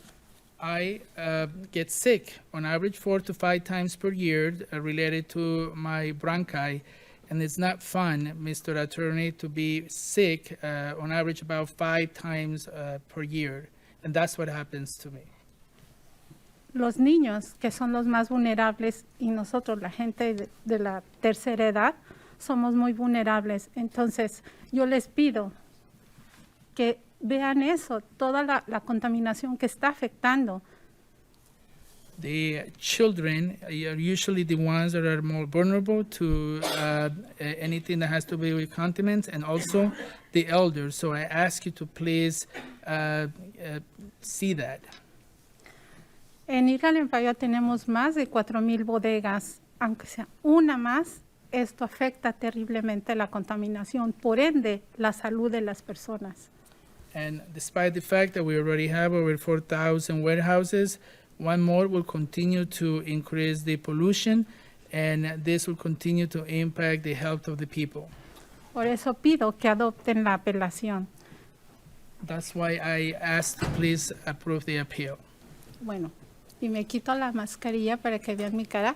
Y sí vivo en San Bernardino y estoy afectada por la contaminación. Gracias. I'm also taking my mask off so that you can see my face, and I do live in San Bernardino, and I am being affected by pollution. Thank you. Thank you. Anyone else wishing to speak on this item? You want Buenas to- noches, mi nombre es Teresa Balcázar, no me anoté, pero igual que mi compañera, yo también soy residente de San Bernardino, de Highland. He estado viviendo aquí por 18 años y algo muy importante que se nos olvida son los niños. La mayoría que estamos aquí ya somos personas adultas. El futuro viene con los niños y les estamos dejando enfermedades. Yo tengo hijos. My name is Teresa Balcázar, and I am a resident. I did not sign in, but I am a resident of the San Bernardino area in Highland, and I've been here for 18 years. And one of the things that we are forgetting is the children. The children are also impacted by pollution, and we are leaving them with a lot of diseases. Yo tengo hijos y tengo nietos. Los planeadores no viven aquí, no saben de los problemas de salud con los que nos enfrentamos. Nuestras calles están en una situación deplorables porque nunca las arreglan. El venir más camiones, más bodegas, es todavía afectar más San Bernardino, más afectar nuestra salud. I also have children and grandchildren, and the planners, they don't live here, so they don't face the things that we have to endure. Our streets are in a deplorable situation, and by having more warehouse, this will bring more trucks, which will continue to make it worse. Les dejo que piensen en los niños. Sí hay muchas personas de la tercera edad, pero hay muchos niños y qué futuro les estamos dejando.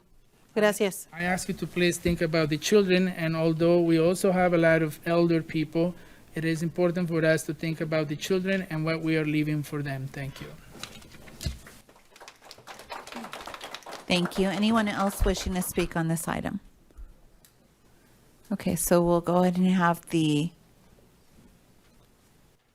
5 minutes for the applicant and the appellant. Does it matter which one first? Doesn't matter, Okay. whichever one. So the applicant will go first. Okay. Appreciate your time tonight. You've heard a lot of information. I've heard a lot of things. This has been a long evening. I know you've got a lot more things on the agenda to get through tonight. Just want to remind the commission, this is not a referendum on warehouses in the city or a referendum on warehouses in the Inland Empire. This is an appeal, an untimely appeal at that, of a specific project on a site less than 5 acres that for almost 30 years has been designed, designated, intended for exactly the type of project that was approved by the DERC. You've heard a lot of claims and information and testimony about the impacts of warehouses in the IE in general. about impacts to a garden. What you've not heard is anything that attacks the actual data, the actual science, the analysis that was performed, an extensive, robust analysis that was performed that evaluated all of these impacts, evaluated all of this information. You've heard none of that. You've heard doomsday scenarios and talks about all the bad things that warehouses bring. And that may be in some respects, but that's not what's before you tonight. You have a specific project, and you have an appeal, and that appeal was made on certain grounds. Those grounds were that this project doesn't meet the criteria for the Class 32 exemption. You have heard nothing, no evidence that actually supports a finding that we do not qualify for the Class 32 exemption. We're less than 5 acres. We have detailed analysis showing that there are no traffic, air quality, GHG, noise, and other impacts, all of which is required for a finding that the project is exempt under the Class 32 exemption. So I just want to remind you, this is a single project before you tonight. You're not tackling warehouses in the IE. You're analyzing whether or not this project, this appeal of this project, whether valid grounds have been stated tonight that would justify granting an appeal and overruling the DERC. And I put it to you that you have not. And I would ask you to deny the appeal, to adopt staff's recommendation, and acknowledge DERC's approval of the project. Thank you. Thank you. The appellant, please.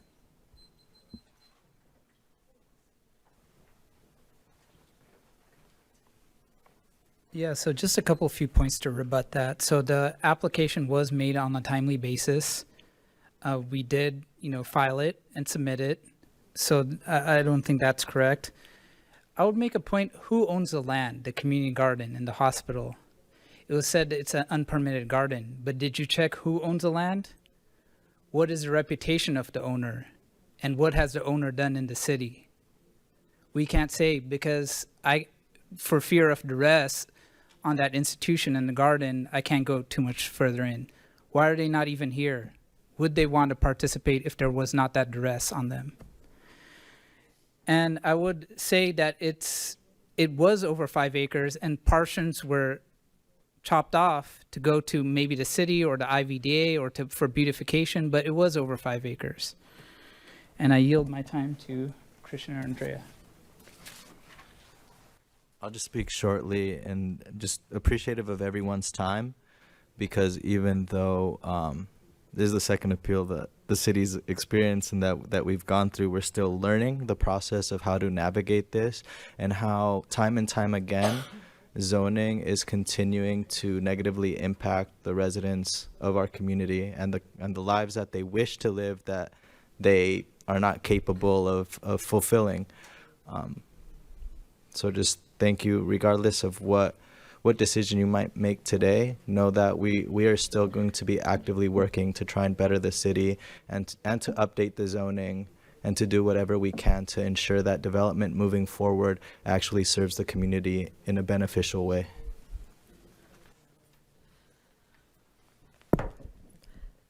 Okay, awesome. Thank you. Yeah, I'll also keep it short and just say that I would have to disagree with the applicant's attorney, because I actually believe that you heard a lot of significant evidence on why there are significant impacts in the community and why there should be full environmental impact report done in this area. You've heard about the asthma cases, the cases around safety and traffic and walking in that area. You heard directly from someone that lives adjacent to the site. You've heard from the gardeners that are worried about their health and safety and what are all the mitigations that should be required from a project like this, or an alternative to the project would be no project and perhaps some type of different project. And so I would just say that I think there has been significant evidence that there is an impact here. This is significant impact, and that this is not worth an exemption of CEQA. So I'll just leave it at that. Thank you so much for your time. And I really do appreciate the questions that you folks had up here, because I feel like you're really listening to us and what we're saying about all of these problems. And although I don't think the decision today is like a decision on all warehousing, and you shouldn't consider it that, we know we're talking about this one area. We're talking about this one area next to a garden, next to a home. If we were talking about warehousing in general, it would be a different conversation. We'd probably have different things to talk about. So thank you. Thank you. Now. So You're at 1.10 in the procedures, which is basically just asking if any of the commissioners have any last questions of staff or of either of the parties. Okay. So any of the commissioners have any further comments, questions? We'll start on this side. No? No? Okay. Thank you. Well, I do commend all of you for coming out to speak on this item, and I would encourage you to continue being involved with the Planning Commission meetings as well as City Council meetings. So thank you all for coming. Yes. And Chair Guerrero, I do have one, I did want to clarify for the record the CEQA determinations. So the CEQA exemption that's referenced, the 15061B3, that exemption's for the actual application of the appeal. So that's a common law exemption. So there's no environmental analysis needed for that particular item. That's the appeal. The project is the 15332 categorical exemption. That is the environmental determination for this project. You have that document in the package that supports that exemption, and that is what staff's recommendation is. There have been comments regarding environmental impact reports. There was an underlying environmental impact report that was done for the specific plan and various addendums. However, this particular project is based on the categorical exemption. Thank you. We'll go ahead and close the public hearing, and may I entertain a motion, please? Yes, I'd like to make a motion. I'd like to make a comment that the presentation was very well done. I understand your concerns, but I really think we need to talk to the various cities and so on and get more concerned about doing something about the zoning and code enforcement and that type of issue. With that being said, I'd like to make a motion, Planning Commission adopt resolution number 2023-048, denying the appeal 2304, thereby upholding the Development Environmental Review Committee's approval of the development. Second. Call for the vote. Chair Guerrero, Yes. Commissioner Lopez,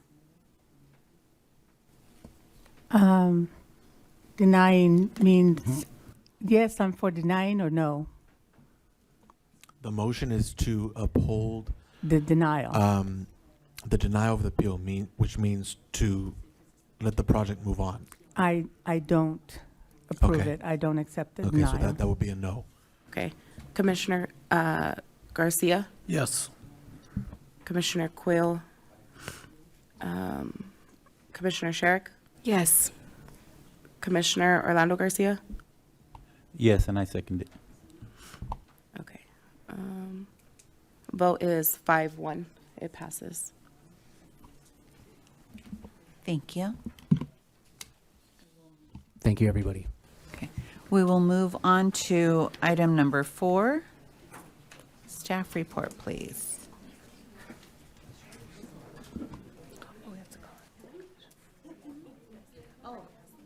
Just one moment before we do that, if I can go and get Commissioner Flores.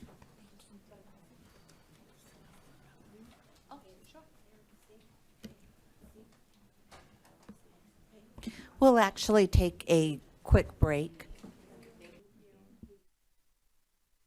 Okay, we'll proceed with item number 4. Staff report, please. Hi, good evening, Honorable Chair and distinguished members of the Planning Commission. For your consideration this evening is an extension of time 23-02, and this extension request is for tentative track map 16794. This is the sixth city extension that we have for this particular project. It received some automatic extensions of time over the years during the recession and as well as COVID. They were automatic extensions. The location is on the west side of North Palm Avenue, approximately 200 feet north of Vermont Drive. The project consists of 18.45 acres, and the proposal is to subdivide that acreage into 43 single-family lots and one debris basin. It is within the residential low zone. This is the project site, and let's see, the zoning for the site. This is the track map, and as you can see, it has access at 2 points, so it meets all the fire requirements. And so with that, so this particular project, it is an extension of time. The project was approved a number of years ago. This is their last extension, so they submitted the extension prior to the last expiration. This one will actually expire, I believe, in June of 2024. So this particular developer has about 6 months to address moving forward on the project, getting grading plans in. I know this is also the site that has some concrete debris, also known as oxbow, that was deposited on that site. That is not the analysis that we're doing here today. At this point, the city has a resolution that they cannot crush and grind on site. That is the resolution that's currently in place. The city council has not made a determination to move forward with any other action. So at this time, based on that information, they would removal would be the next option for them. I won't go in detail because this is an extension of time, and it's a routine item. This is their last extension. The project environmental impacts were previously analyzed, and a mitigated negative declaration was adopted on December 21st, 2009, in conjunction with the approval of the subdivision 06-31 for tentative track map 16794. And the extension of time introduces no new significant impacts, and all mitigation measures previously adopted with the mitigated negative declaration are incorporated herein by reference. So staff would recommends that the Planning Commission approve extension of time for tentative track map 16794. And the project, as noted, is categorically exempt from the California Environmental Quality Act as an exemption. Relies on the prior environmental. Be happy to answer any questions you may have. Okay, thank you. We'll go ahead and open the public hearing on this item. We have, is the applicant here? Yes. Okay, thank you. Do you have anything to add to staff's presentation?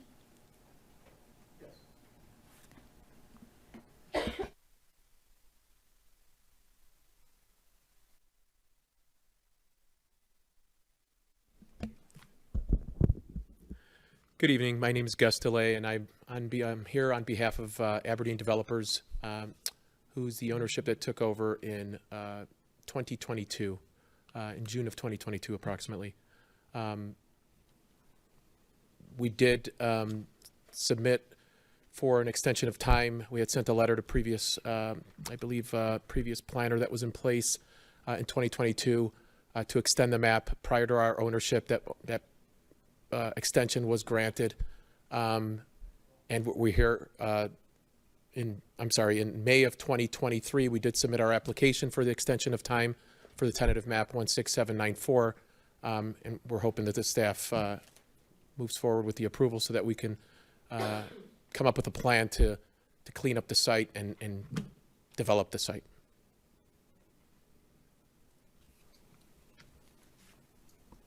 Thank you.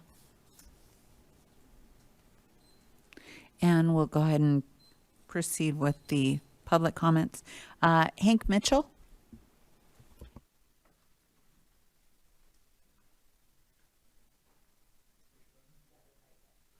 That it?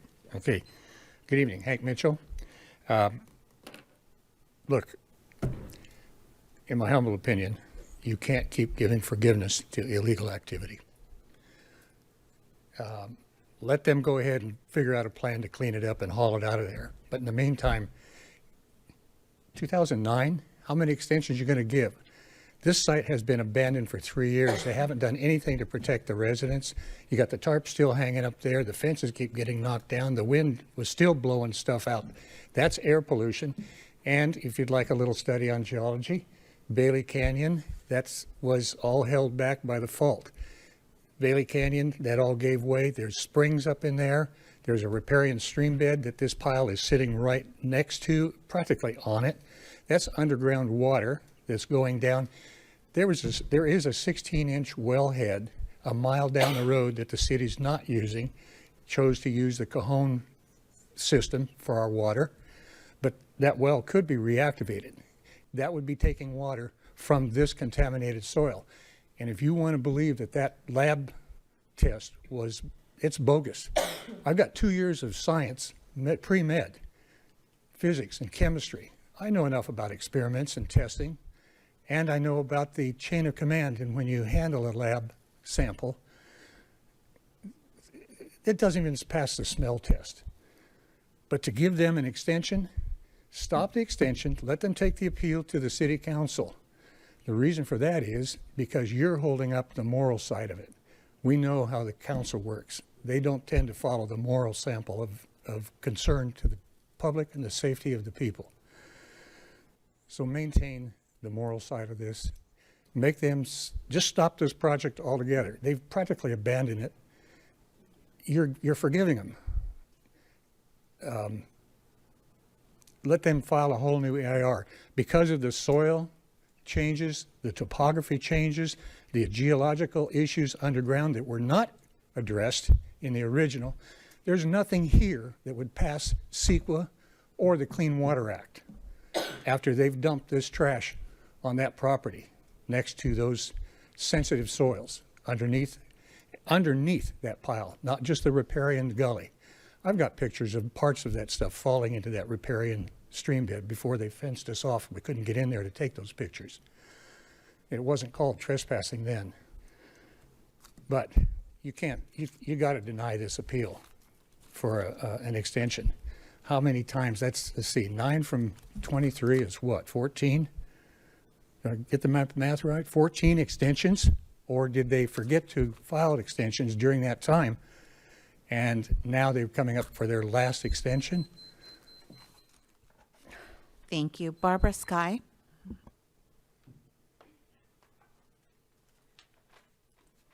Good evening. I'm not going to take up your time and go over old stuff. I just want to say that this is a dead issue. That project's been abandoned for over 3 years. After 180 days of not doing anything, it's deemed abandoned. This project's been around since the early 2000. In 2004, it was deemed abandoned, and the city sent them a letter and told them they had to start all over because they weren't supplying them with the proper paperwork. None of the permits, none of the maps, nothing. Anyway, in the last 3 years, the last thing that they did to this project was dump all that concrete up there. And that was early, was it September, August? But anyway, they haven't done anything since then. They didn't do anything that the city asked them to do to cover it, to fence it, to keep the trash out, to keep the vagrants out, to keep the motorcycles out, the ATVs. Right now, there's a trailer with a guy living on the west side of it. He's set up camp. He's got a yard and everything. And so, you know, these extensions go on, and I know that the recession hit and everything else, but this is ridiculous. And this isn't the same project. They have changed it numerous times, and I think that an EIR actually should be up there because of all the changes that they have. This isn't the same original map that we saw originally, and I think that it's about time. The city has a habit of just giving everything a mitigated negative declaration, and projects like this in a high fire hazard area, in an earthquake fault area, they're going to build houses over the earthquake fault. You know, that's not heard of. I gave you this letter from Gus, and look at 1 and 2. They intend to take it to the city council because they've been working with city staff on a resolution so that they can crush all that on site. And like we were told several meetings ago from the city attorney, there is no resolution with the city. You can't crush. Although last month I stopped them crushing at the Scottish Rite, driving down the freeway, and I was like, oh my gosh, they're crushing. You're not supposed to. And then the city fines them $100. You know, it's worth it for them to get rid of the junk for $100. But let's make this either allow them to crush or say no and give them thousands of dollars of fines. But this is ridiculous. Let's do something and get it out of the way. Thank you. And, oh, at the last summary, Valdivia is still alive and well with the city. Thank you. John Schallenberger?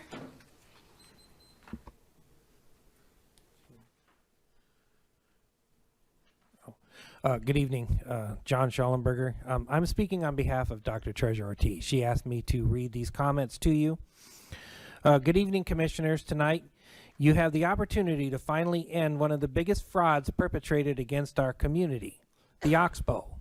News reports and lawsuits have shown that the applicant in front of you tonight is not actually the development group they claim to be. They are in fact a fake LLC created last year by the previous owners with ties to former Mayor John Valdivia, who received political donations from the owner and the company that dumped the cement. The fake developer is trying to get this extension so they can be grandfathered in on the pile of illegally dumped contaminated cement, which will allow them to sue the city to crush and grind on site. Our two past community economic development directors, Mike Huntley and Nathan Freeman, have outright lied to you and colluded to have the pile crushed and ground on site from the beginning.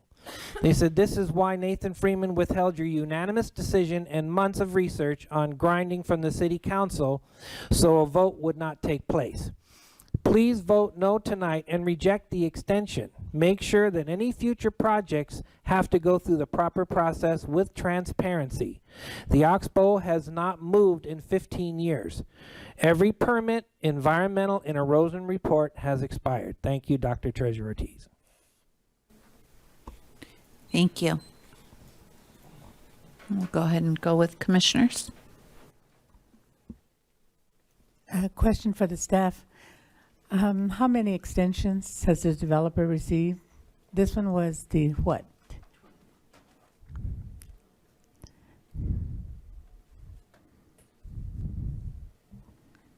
Ten extensions. I can't hear you. 10, is it 10 extensions? 10 extensions? Hold on.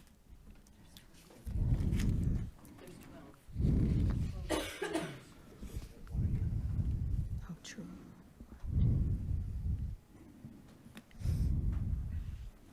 Do you know how many there are?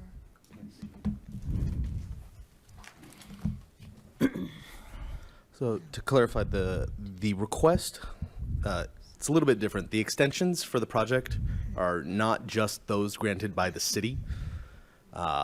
This is the 6th extension request that has been applied for with the city that we are processing, bringing forward. That is the number that is allowed per the Subdivision Map Act. Prior to that, or intermingled with that, there were, I'm seeing one, there were 3 different assembly bills that were adopted by the state. 2 of them were back at the end of the recession. There was a period for about 6-7 years where the state was adopting kind of biannual legislation extending subdivision maps. That was a result of the recession, of the kind of the slowdown in residential construction. 2 of those did apply. Each one of those granted 2 years, so there were a total of 4 years that the state granted at that time. And then there was a separate 18-month extension that was done most recently that was kind of after the larger effects of the pandemic. They granted that additional 18 months. So it has, as was noted earlier by Mr. Mitchell, there has been approximately 14 years worth of extensions, but it's because of a number of state and city actions. Thank you.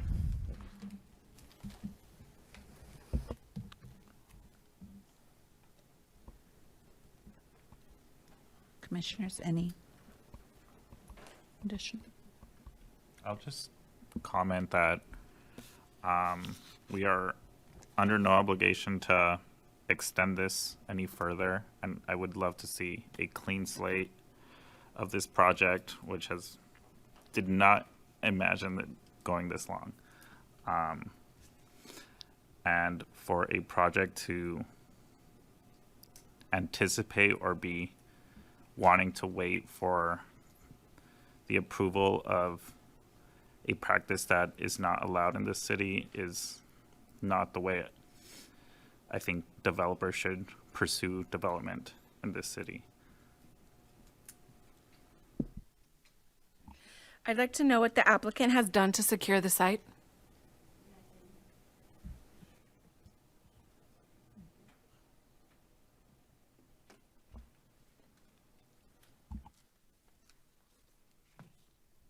In the early third quarter of 2022, we did secure the site with a fence and a tarp that was immediately removed about less than a week later. So we have made several attempts since then to install a fence and also tarp off the rock on the site. And again, it was removed within, the second time it happened, it was removed within 5 days off of the site. And since then? We've been working with the city to try to, make sure the site is landscaped properly and cleaned up. But other than that, we've, again, been working with previous planners and the interim planners to come up with a solution. I've been attending every city council and planning commission meeting, hoping to get some direction here to again, move forward, clean up the site, and come up with a development plan that will prevent trespassing, prevent the debris from blowing over. And again, we have no affiliation with the previous ownership. I know there's rumors that are circulating, but I'm a developer originally from Chicago. I moved here. I've got 5 kids. Never met the previous owner that got these approvals in 2006, 9, 12, 13, 20. The only prior owner I know is the owner that was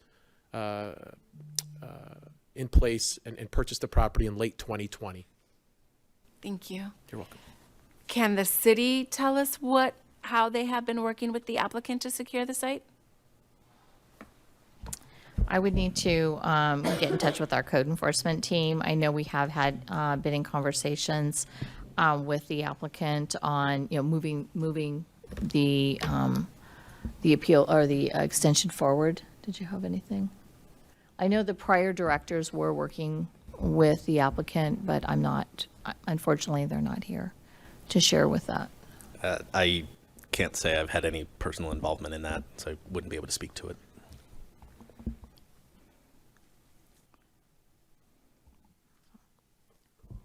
So for clarification, this is the last extension, and there was a date mentioned of April 2024. Can I get some clarification in regards to that, please? So this is the last extension for this particular map. It will expire on June 21st, 2024, barring any state extensions, which I am not aware of anything that the state is looking at on any more automatic extensions. We've not seen any legislation come through, so it will expire. So at this point, this particular applicant has value in the property. That having a trap map, there is a lot of value in it for them to move forward on addressing the oxbow pile in whatever manner is approved by the city. I don't have a determination other than right now the crushing and grinding on site is not permitted. So there would be that analysis that would be needed as far as removal, whether there's crushing and grinding on site or removal of the materials. There is some environmental analysis that would be needed to address any environmental impacts in that particular area, be it air quality, water quality are the primary ones that would need to be addressed. Potentially traffic, if you're removing all of those materials. What are the traffic impacts, the emissions impacts? So there is some of that analysis that would be needed. But basically, if you choose to extend it, you're extending it for 6 months. Thank you. I'm sorry. The current map expires in 2024? No, if you approve the extension, it expires in June 21st of 2024. And if we don't approve the extension, Then it's expired. So we're only approving 6 months. Correct.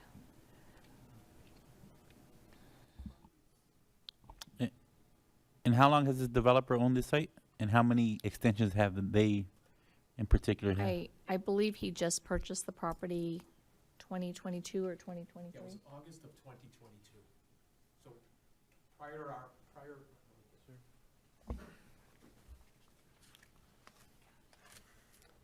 prior to our ownership, I was working with one of the planners, and my attorney was working with one of the planners, Oliver Mujica. She had sent him a letter as it relates to an extension request because the previous map had expired in June of 2022, or was set to expire in June of 2022. At that time, Oliver Mujica granted the additional extension that took us through June of 2023. So we filed our application, paid the fees necessary for the application and extension fee in May of 2023. And we've been working with the city and the planners, interim planners with the city and planners within the city literally for the last 6 months to get this extension so that we can proceed with the final plan or final map for the site.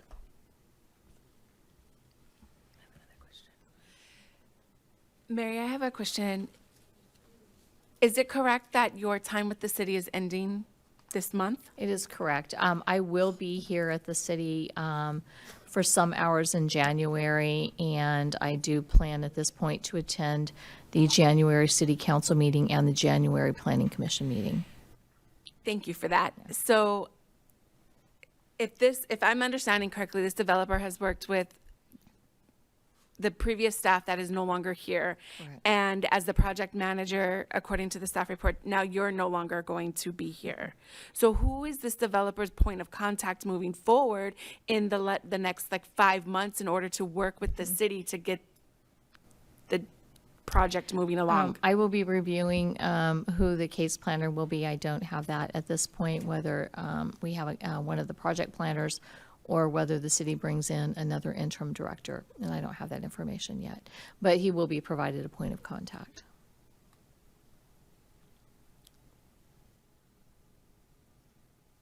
And what does working with the city look like moving forward? If he's been working with the city for the last 6 months and nothing has transpired in those 6 months, what does the next 6 months look like?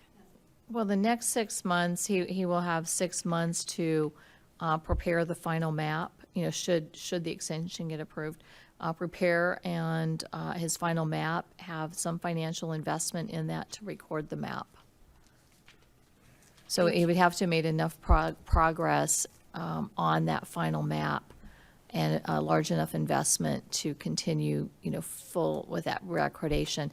I would have to confirm with our engineering staff on the time frame to actually have that final map recorded, which is normally doable within 6 months. So it's not a planning issue anymore, it's an engineering issue to just record the map? Yeah, once we get through the planning process and the extension, they would submit their final map to the Land Development Division. Their engineer will prepare that, and it would be going through that plan check process. So planning is not holding up this project? It is the applicant trying to submit a map for recordation? Yes, other than right now. Other than this extension of time? Right. Thank you. Sir, did you want to speak? You'll need to fill out one of the forms, please.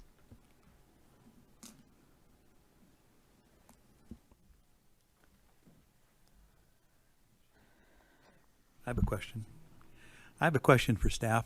I visited that site quite a few times in the last couple of years, hoping it wouldn't be there when I arrived. And I did notice at one time there was a big old banner or a big old tarp over the thing, and then it all tore up and blew all over the city.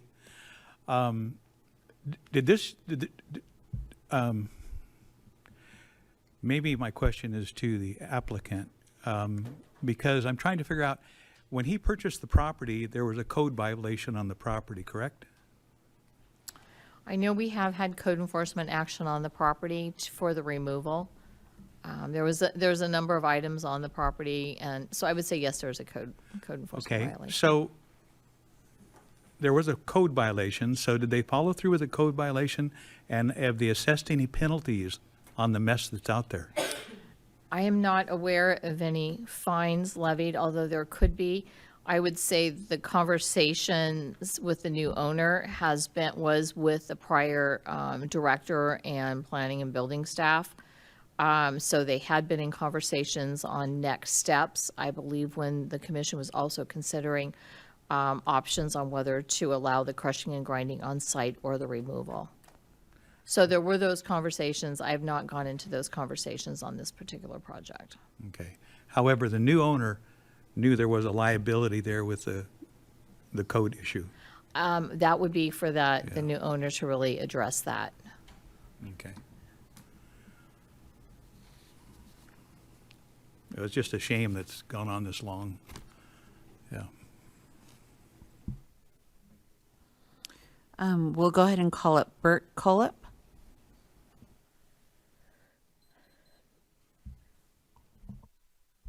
Yes, my name's Bert Cullip. Thank you for taking my statement at the end. I didn't think I was going to speak. I have like a two-part question. If you give the extension, will then that allow them to grind on site in the city of San Bernardino? No, it will not. At this time, the city has a resolution that does not allow crushing and grinding in the city of San Bernardino.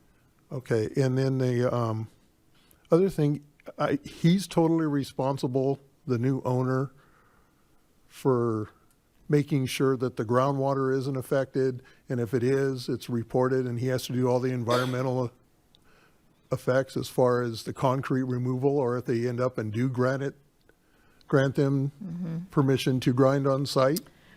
I would say whether they're doing the removal of the property, removal of the item, the debris that's there, or if there was some decision by the city to allow crushing and grinding on site, you would need to do environmental analysis on those two actions to determine the impacts. When when they start grading, they'll have a geologist out there, or normally there's a geologist or soils engineer during the grading. Now, whether there be additional testing on the groundwater, that I don't have an answer for. I don't know what would trigger groundwater testing. Well, because of the concrete seeping over years of being up there into the ground and stuff would affect, the area and the environment up there. Also for people that are living up there that will eventually be moving in, if that affects the ground there for their purposes. Is he responsible to make sure everything is safe? I would say yes. Okay, I just want a clarification on that. And thank you. Thank you, sir. Yeah, I have a question for the applicant. What is your plan for removing that concrete, and when? It's a good question, Larry. Again, we've been working with the city, the planners, the previous planners, the interim planner, to come up with a solution to clean up the site. Well, can I ask you, you say working with them, are you seeking bids? Are they trying to make you believe you may be able to crush it, or you may not be able to crush it, or what's going on? We have provided, through my legal counsel, the previous planners, a solution on cleaning up the site and Okay. processing the material. Okay, so if we deny this, obviously, you'd have to start this project completely over. So the option would be to perhaps have somebody else purchase the property that might be willing to clean it up. But I don't see any reason to keep approving it with that mess sitting out there. Larry, I mean, appreciate your input and respect your opinion. Yeah. But you mentioned just a few minutes ago that you drove by the site a few years ago and was hoping it wasn't there anymore. We're here to provide a solution to Yeah, the clean pile it of up, concrete. develop the site so that it's a residential community that doesn't have debris blowing around, trespassing, people living on the site. At the last Planning and Commission meeting, I had heard someone comment that it was used as a firework station for, on July 4th. I've got 5 kids, as I mentioned earlier. Who wants that? But if the site was developed, none of that would be happening. None of that would be happening. And we're here to make a difference. For, regardless of what happened with the city and previous political, politics 20 years ago or 15 years ago or even 3 years ago or 2 years ago, we're new ownership that's looking to make a difference here. Clean up the site, develop the site, put the investment into the site to help the city of San Bernardino. I'm a developer. We're not here to do anything else. We're not here to convince the city that doing this or doing that. We're providing a plan, as we did with the previous planners and Mary, to clean up the site, develop it, and move forward so that I don't even want to use the OX word again because I have no affiliation with it. We want to clean up the site. Whatever the city is going to require us to do from an environmental perspective, we're willing to pay for that. We're willing to pay for whatever cost the city incurs to make sure, as the previous speaker or public speaker commented, what's going to be done to protect the city, the residents. We're willing to pay for any of those expenses that the city incurs to test the rock. I don't even like to refer to it as rock material because it's ugly. I just want it cleaned up, developed, and help the community. That's all we're looking to do. We're not looking to do anything else.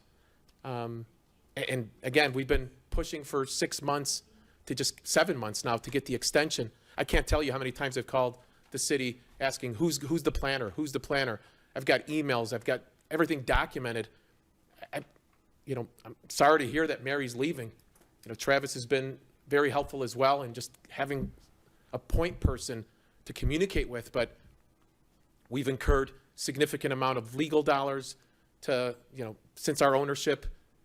And all we're trying to do, Larry, and again, I appreciate your and respect your input. We just want to clean up the site so that, like you said, you drive by there's no material on the site. No one's complaining about the debris blowing and hitting their windows. I was here a few months ago at the last meeting when one of the residents said, and she sat next to me, she's a realtor. She said to me, well, when the Santa Ana winds come into play, some of the rock hits my window. And I said, well, we've got liability insurance. So if you have an issue, let me know. I'm willing to correct the issue. I then asked her, if you're a realtor, you want this site developed so the value of your property is maintained. And she said, yes, please help us. So it was taken off the agenda a few months ago or a month and a half ago. I've lost track of time. But all I'm saying is I'm looking for the staff recommendation. And I know that the staff at least is looking, I'm hoping, approves the extension so that we can begin to fast track the final map, work with the city on the environmental aspect that's being raised at city council meetings, at previous planning commission meetings, and we're willing to incur the expense, engage our team or engage whatever team the city recommends. We'll get 2 opinions, 3 opinions, just to appease the residents and city the commissioners and also city council members. Do you have an expense? Have you reached out and put together bids to remove the material? Yes. No, not to remove the material, to clean up the material. To clean it up? To process the material, yes. To process it on site? Again, to clean up the site. That's our goal, Larry. I don't want to get political here in terms of crushing or grinding or our goal here. We've provided an analysis of what it would mean if we had to. And again, it wasn't my analysis. It was the previous ownership's analysis that they hired a third-party company. I think it was like 3,000 trucks and 20 days of going back and forth up and down Huntington and up and down Palm, the debris flying over. It's a safety hazard. I mean, again, we're not here to talk about the processing or the cleaning up of the site. As Mary had stated, this is regarding the extension of the map, but I'm open to talking about it because I've been educated enough over the last year and a half of being involved with this site. Has it been a year and a half? Yeah, close to a year and a half, 18 months. And I've spoken to engineers. We've got engineering plans and solutions on how to process the material on site, how to tarp it, how to make sure there's no noise, how to make sure there's no debris flying over. It's happening all through the city. It happened at the Carousel Mall. What, grinding? Yes. I don't know whether it did or not, but I don't think that it did. It did. Okay. Well, if code enforcement assessed penalties for that, and you had to pay penalties daily on it, I think that somebody would move a little quicker to figure out how to get it cleaned up. Larry, we are willing to move at lightning speed, and I'm telling you, lightning speed. I'm willing to meet with each and every planning commissioner individually, just to gather input to come up with a solution. It's horrible that we have to waste our time. City council, I was at the last city council meeting, which went until midnight, and they were talking about, everybody, a few people had posters saying no grinding, and city council talked about this item for almost 2 hours. I'm here to provide solutions. I don't, again, no affiliation with previous ownership. I didn't approve the rock to be there. My company did not approve for the rock to be transported from one site in San Bernardino to this site. Yes, but you bought the property with the rocks on it. Correct. We did. Yeah. And we're here to provide solutions to clean up the site. Okay. And Larry, to your point, we are not going to transfer ownership. We are going to come up with a solution, and we're going to continue to work with the city to clean up the site. My goal is to just clean up the site so that the city planning commission doesn't have to talk about the site anymore. We want to make a difference. Okay, thank you. You're welcome. Thank you. Thank you, Chair. A question, if we approve this extension of time, can we approve it with conditions?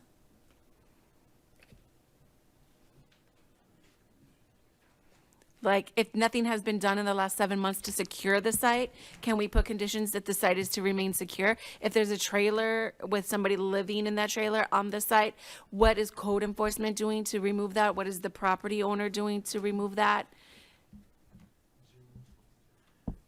If the applicant will agree to those conditions, yes, you can. If the applicant does not agree to those conditions, you cannot force it. Understood.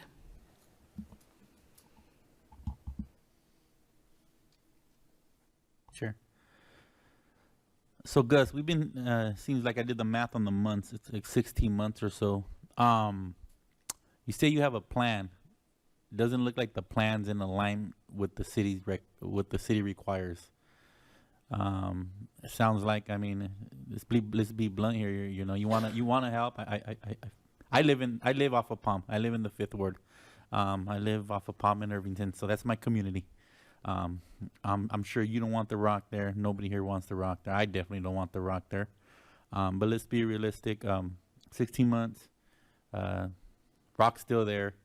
give you 6 more months. What are you going to do that's going to be in alignment with the city requires? Not with what Carousel's doing, not with what everybody else is doing. What are you going to do? Thank you, Orlando. It's a great question. So over the last year and a half, and I'm going to start by listing the planners that and the city managers that we've been working with. We started off with Oliver Mujica. Worked with him for almost 4 or 5 months. Then my point contact person was Mr. Fields. Worked with him for another 6 months. Then there was a gap where there were no one was. I had zero contact with anyone after. I think I counted one time. I had sent in 15 emails, put in about 22 calls, and had received no responses. I then got a call from a Nathan Freeman, who reached out to me, introduced himself, and we began working together on a potential solution. So we had, through my attorney, we submitted a plan as it relates to how we would process the material on site. We then began working with David Murray. Worked with them for about 6 to 7 months, thought we were getting some direction, going to be able to move forward. And then another gap. Nathan sends me an email, said, I'm no longer effective tomorrow, I'm no longer with the city, good luck. So again, for the last 18 months, and now, I've been working with Mary for the last 4 months, 5 months. I nailed it because I've been counting how many, the months that, and Mary's been very helpful. She's been very, communicating. I even reached out several weeks ago to set up a meeting with Charles Montoya, the city manager. And I put in 3 calls to him, left 3 messages, 0 response. I've sent him 2 emails, 0 response. I emailed him this morning asking, Charles, do you have an opportunity to meet with me prior to the meeting? No response. Travis Martin, very helpful. I've been working with him for the last, I think the first time you reached out to me, Travis, was maybe 2 months ago, 3 months ago. Very responsive. It's been very difficult, extremely difficult.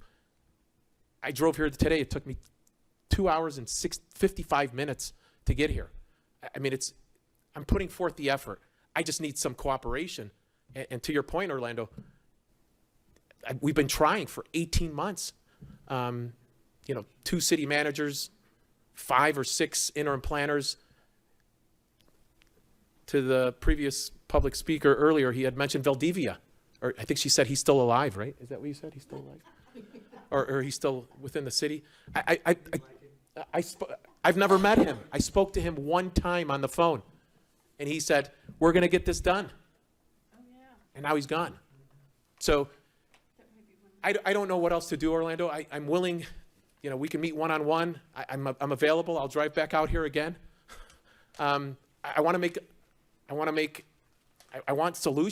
provide a solution, but I need support. I need the city's support too. We submitted this application, paid the fee 7 months ago. Here we are. We still don't have the extension of time approval. And I'm hoping that we get an approval today. Thank you. So I can understand your frustration with the high turnover rate that we have within the city's staff, development, or the directors and all. But it needs to be made right for our residents. The Planning Commission voted unanimously about no on-site crushing. You have stated that you have a plan in place that you've presented to staff. It almost sounds like, but without you saying it clearly, that that plan would have on-site crushing. Again, our goal is to clean up the site. Monique, I'm not here to comment on, the city has our plan that we submitted, over a year and a half ago. I believe that we submitted the plans back in like July of 2022. Our goal is to, again, work with the city to clean up the site. I don't know what else to tell you. It's been difficult. You just stated it's frustrating. So what could possibly be done in the next 6 months that has not been done in the last 18? I'm hoping that we have, as Lisa stated earlier, a point person to work with, to come up with a solution, to clean up the site. We've been just floating out there from planner to planner to planner to city manager to city manager. It's been difficult. We can't get anything done.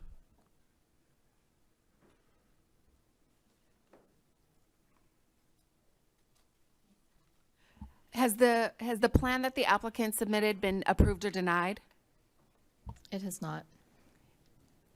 Can we ask what is holding up the approval or denial of the plan? Well, I know there was a plan submitted. There was some conversations on that. Right now, where the issue stands is at the city council level.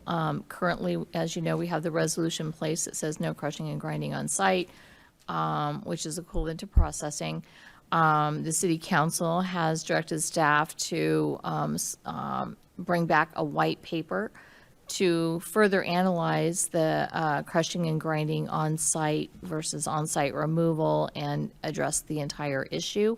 We are currently preparing an RFP to send out to companies that have, environmental companies that actually have direct experience with crushing and grinding operations as well as removal.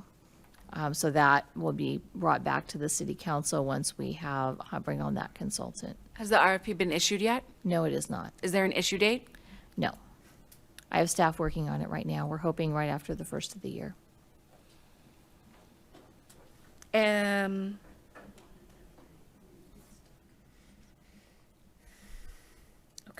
Are you open to additional conditions on site? I'd have to check with legal counsel depending on the conditions. How does that work if we make a motion today?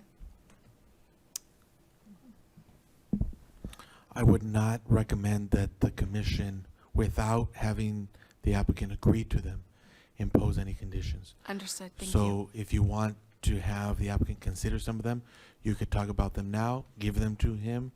You can continue this, give him time to work with his legal counsel, and we'll come back. Understood. Thank you. So RFP, request for proposal? Correct. We did an initial presentation to city council. There was some analysis done. They requested to bring back expert analysis from a company that is experts in that field. So in the event the experts return with, I don't know, records or findings of crushing on site being okay environmentally, what would that do to our resolution for the city? Well, at that point, the city council would make a determination whether to rescind that resolution and allow crushing and grinding with specific conditions of, conditions, specific environmental analysis, but that would be up to the city council to make that determination, or whether to bring it back to the planning commission. And so that, and one of the components I would imagine with the environmental consultants would be that environmental analysis of either crushing and grinding on site or removing. We had done some preliminary analysis, and I don't want to get too far into it, but if you are talking about, potentially 2,000 to 3,000 truckloads going back and forth over, say, 20 days, that's a lot of emissions. That whole analysis would need to be done, from air quality standpoint, water quality. You really don't know till you do the analysis on what the impacts would be and what the determination would be. Sometimes crushing and grinding on site is the best or the least environmentally impactful solution, but you won't know that till you do the analysis. Thank you. Mr. Chair. We don't have an issue date for the RFP. We don't know when they're going to respond back to us. How is all of this going to get accomplished in 6 months? As far as that, I can't answer that, but for the applicant, they still could move forward with their final map to record that map. One's not dependent on the other. No.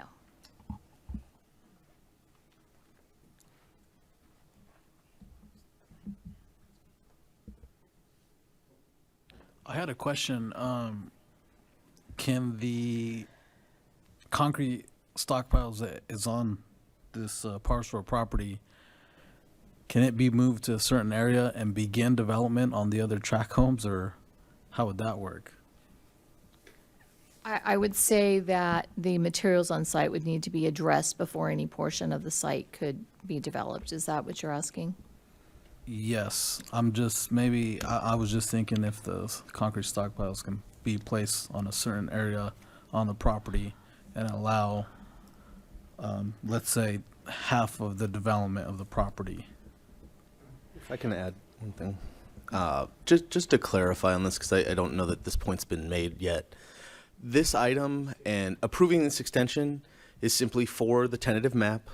It would then allow the applicant, over this next 6-month period to get that final map recorded. That simply processes the subdivision of the land. There would still be a separate development permit action that, based off the size of the development, would come back to the Planning Commission for ultimate approval for the design, the placement, all of that of the homes, as we've done with many other projects here. So any action that's taken tonight, extending this or otherwise, does not touch on the actual construction of the community in any way. It's simply to get the map settled. So if we did have to bring that back, or rather when that would come back, there would still be room in that process for the discussion on what the ultimate process is to clean up the site, whatever action that may be. I won't remotely pretend to be an expert on what it should be, but that can certainly be part of that process. This just keeps the first step in that moving forward so that the property continues to have some type of a project. And further to answer your question on moving the materials to another portion of the site, that would need to be determined through having the engineer, the project engineer, evaluate the location of the debris to see, could it be removed? There would be some environmental analysis even with that to determine, at least for erosion control, for dust, where it could be located, and then as well, likely the site's going to need quite a bit of grading, so you would need your geologist, your soils engineer out there as well to really determine where it could be moved. So it would be, a process to actually consider even relocating it. I don't know that we would have an answer without the appropriate engineers to provide that analysis. Thank you. I have a quick question. Can you share with me why the city is putting together an RFP to see about removing this material? Isn't that something that the contractor should be responsible for? The RFP is not for the removal of not to address the removal of any materials from this particular site. It is to provide an expert analysis and opinion on crushing and grinding within the city of San Bernardino at any location. It's not project specific. Excuse me, didn't they just pay for an analysis on that? There was some work done, but the city council has requested an expert analysis to come back to them. Okay, I understand that, but there's also crushing facilities in this area in Colton. And I know of contractors that take truckloads of material out there and crush it. So I Correct. don't know what the question is. There's crushing and grinding within the city limits as well. Okay.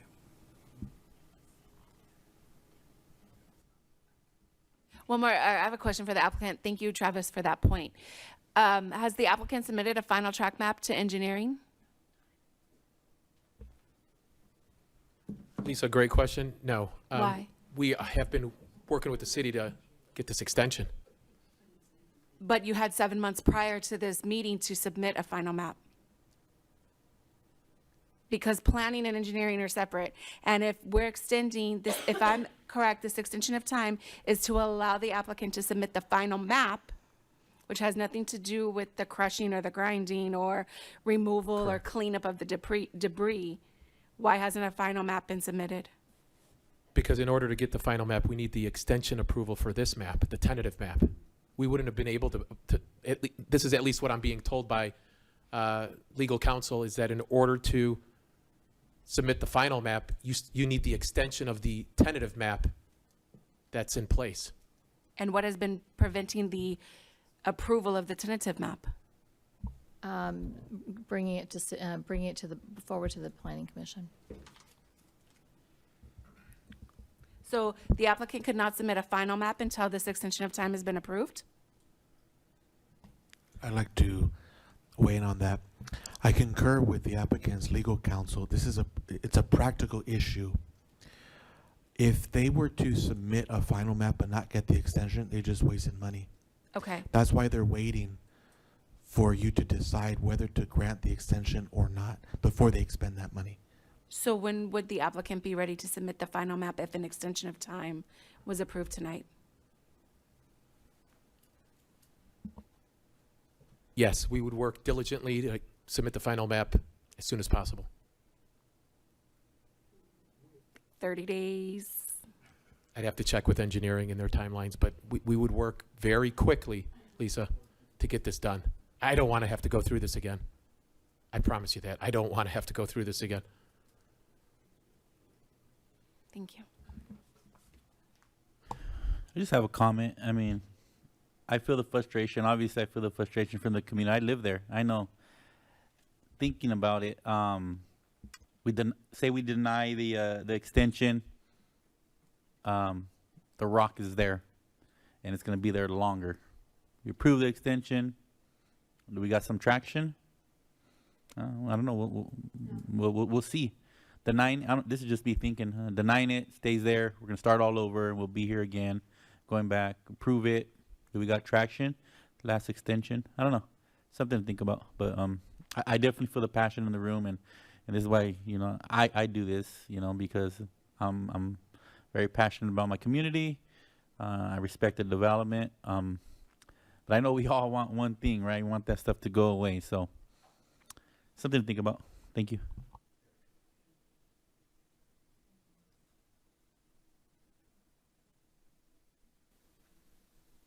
Any further public comment?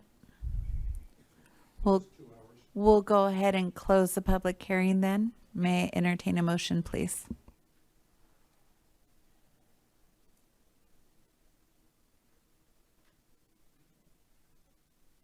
I'll motion to approve item number 4, allowing the extension of the tentative track map.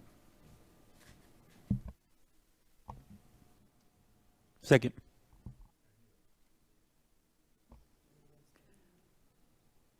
Call for the vote. Chair Guerrero, Yes. Commissioner Lopez, A reluctant yes. Commissioner Garcia, Yes. Commissioner Quill, No. Commissioner Flores, No. Commissioner Sherrick, I hope swift action is taken in submitting your map, and I'm going to approve.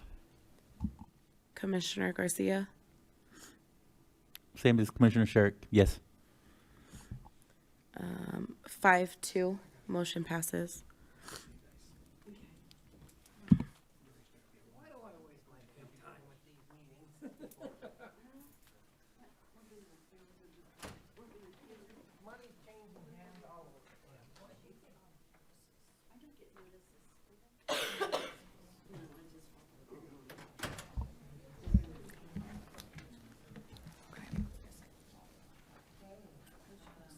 Item number 5, please. Okay, good evening. Item number 5 is Development Code Amendment 23-01 for short-term rental program. This item, at the last Planning Commission meeting, you requested it be brought back. to provide some narrative in writing, which has been done, and also reach out to the police department. We did reach out to the police department, and there have been no additional comments other than what they originally provided us. So the police department has reviewed the ordinance. And with that, staff would recommend approval.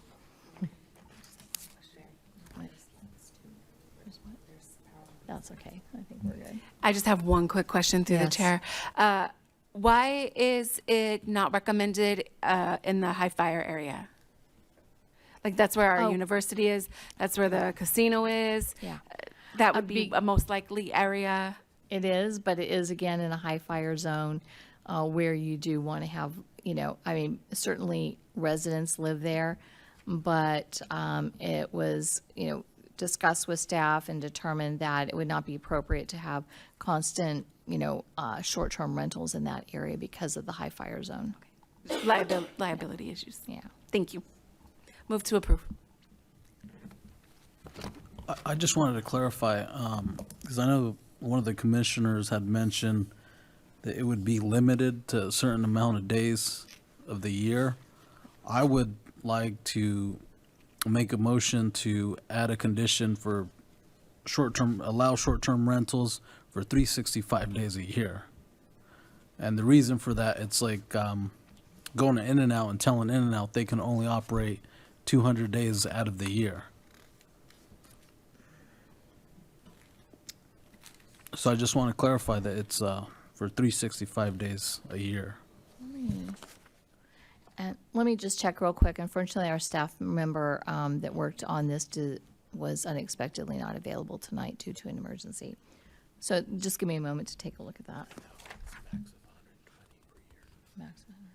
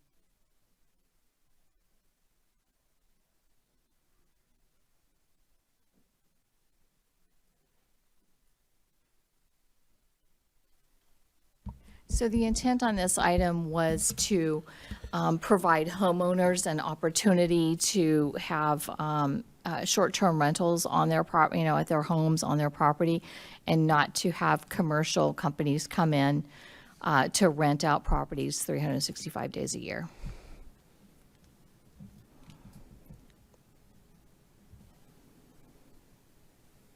And then there's the limitation of 29 days of maximum rental, and that's really to be consistent with state law, because then you have tenancy issues and have to go through a different eviction process if you exceed 29 days. So that means the short-term rental can be rented for 365 days a year. Is that what I'm hearing? No, it would be the 120 days, maximum 120 days during the year. Yeah, I'd like to change the 120 to 365. Because like I said, it's like me being a homeowner and somebody tells me that I can only live there for 120 days. The other days, I got to find another place to live. So on the short-term rentals, so this would be similar to, it's basically very similar to vacation rental by owners, where you're renting out your individual property, your home, just someone that wants to take a vacation there for, up to 29 days. It would not limit you. I mean, you wouldn't have to rent your property out, but if you wanted to, you could go be at another location during that time. Does that answer? I guess what I'm saying is, like, let's say I'm an owner, right, of a piece of property. Right. And I'm not living there. I'm using it Right. strictly for short-term rentals, renting it out. What you're saying on this, item here, or this code, is that you can only rent your short-term rental for 120 days. The other days, you can't rent them for, and Right. you're losing money. Yeah, correct. And oh, you can do long-term. I mean, you could rent it long-term, just not for short-term. So if you wanted to rent your property for 6 months, you could do that. What about the other 6 months? So let's say You could rent it for an entire year. You're not limited to renting the property. What this does is it allows homeowners to rent their property on a short-term basis for, like, if there's an event at the casino, concerts, and someone wants to rent their property for a week as extra income, they could do that. But it's not to encourage commercial owners or owners to rent their property as on a short-term basis throughout the year. But it doesn't prohibit you from renting your property for 6 months or 12 months. I think I understand. So, but we were saying that you're limited to 29 days, right? Yes. For one specific family, and then you would have to rent. You'd be forced to rent it to another or Y family, right? And the maximum stay would be 30 days, is what I'm understanding.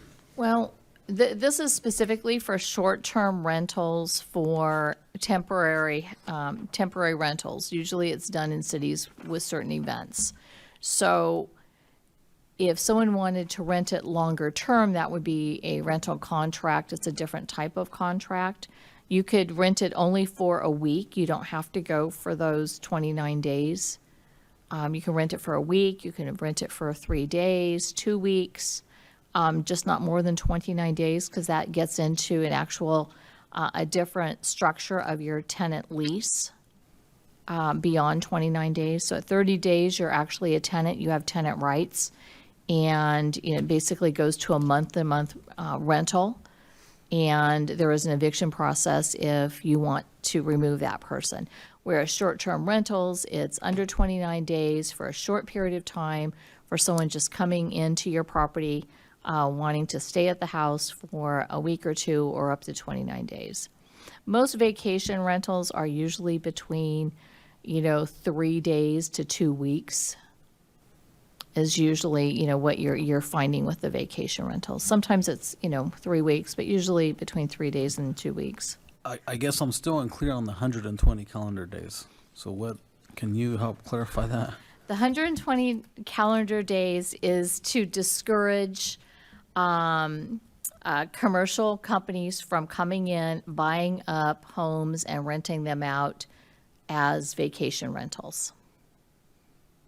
But to allow our residents to earn, extra money on their properties by renting them during a shorter period of time over the 120 days.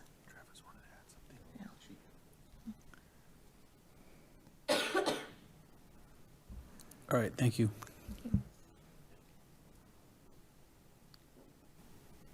I think you have a motion and you need a second.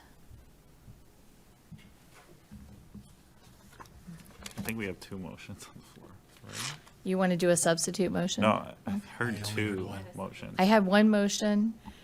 And I think, I'm sorry, Commissioner, your I'll last second. name. Oh. Are you motioning, or who motioned? I motioned to approve, and then you had a substitute motion. No, I'll go ahead and approve. Okay. As is. So will you second? Yeah, second, sorry. Chair Guerrero, you do still have to ask for any public comment before voting. Okay, so we'll go ahead and open the public hearing. Do we have any public comment? We'll close the public hearing and call for the vote, please. Chair Guerrero, Yes. Commissioner Lopez, Yes. Commissioner Garcia, Yes. Commissioner Quill, Commissioner Flores, Yes. Commissioner Sherrick, Yes. Commissioner Garcia. Yes. 7, all 7 yes, vote is unanimous, it passes. Item number 6, please. Okay, the next item we have is a development code amendment, and this is for a density bonus. And this is an item we had planned to bring forward with the updated development code next year, but it was also one of the provisions in that the litigants for our housing element had concerns about, and we had agreed to bring it forward as part of the stipulated judgment. And what it is, it allows, so we're bringing this forward.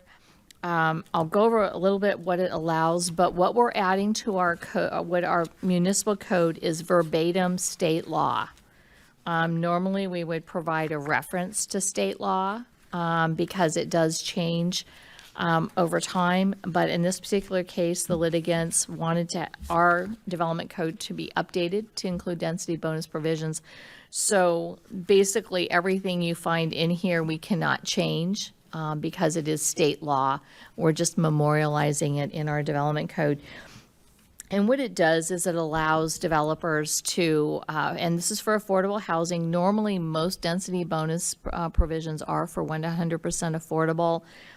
There are some, provisions for different varying numbers of affordable units, but generally they're done for 100% affordable. It provides a density bonus for density, to increase density on the properties. So that's one of the provisions. But it also allows for concessions and waivers. And concessions are a provision that allows certain requirements that the city might have to not be met. You provide a financial information on why, say, for example, you're required to provide 10 parking spaces and, for your particular project, but perhaps it's near transit or there's other provisions out there and perhaps only 8 spaces are needed. You can ask for a density bonus for that. And I think parking is probably not a good one. That was the first one that came to mind. But for example, I'm trying to think of what specific concessions that I've been involved in. But also, for example, if you want to reduce some of the architectural standards that the city might have, if they're objective standards, you're able to ask for waivers to some of that to help bring the affordable development in line to make it cost effective for the developer to build it. So concessions that I've worked with generally would be to increase the height of the building by a minor amount, to reduce some of the landscape requirements, or to perhaps install a non-decorative wall.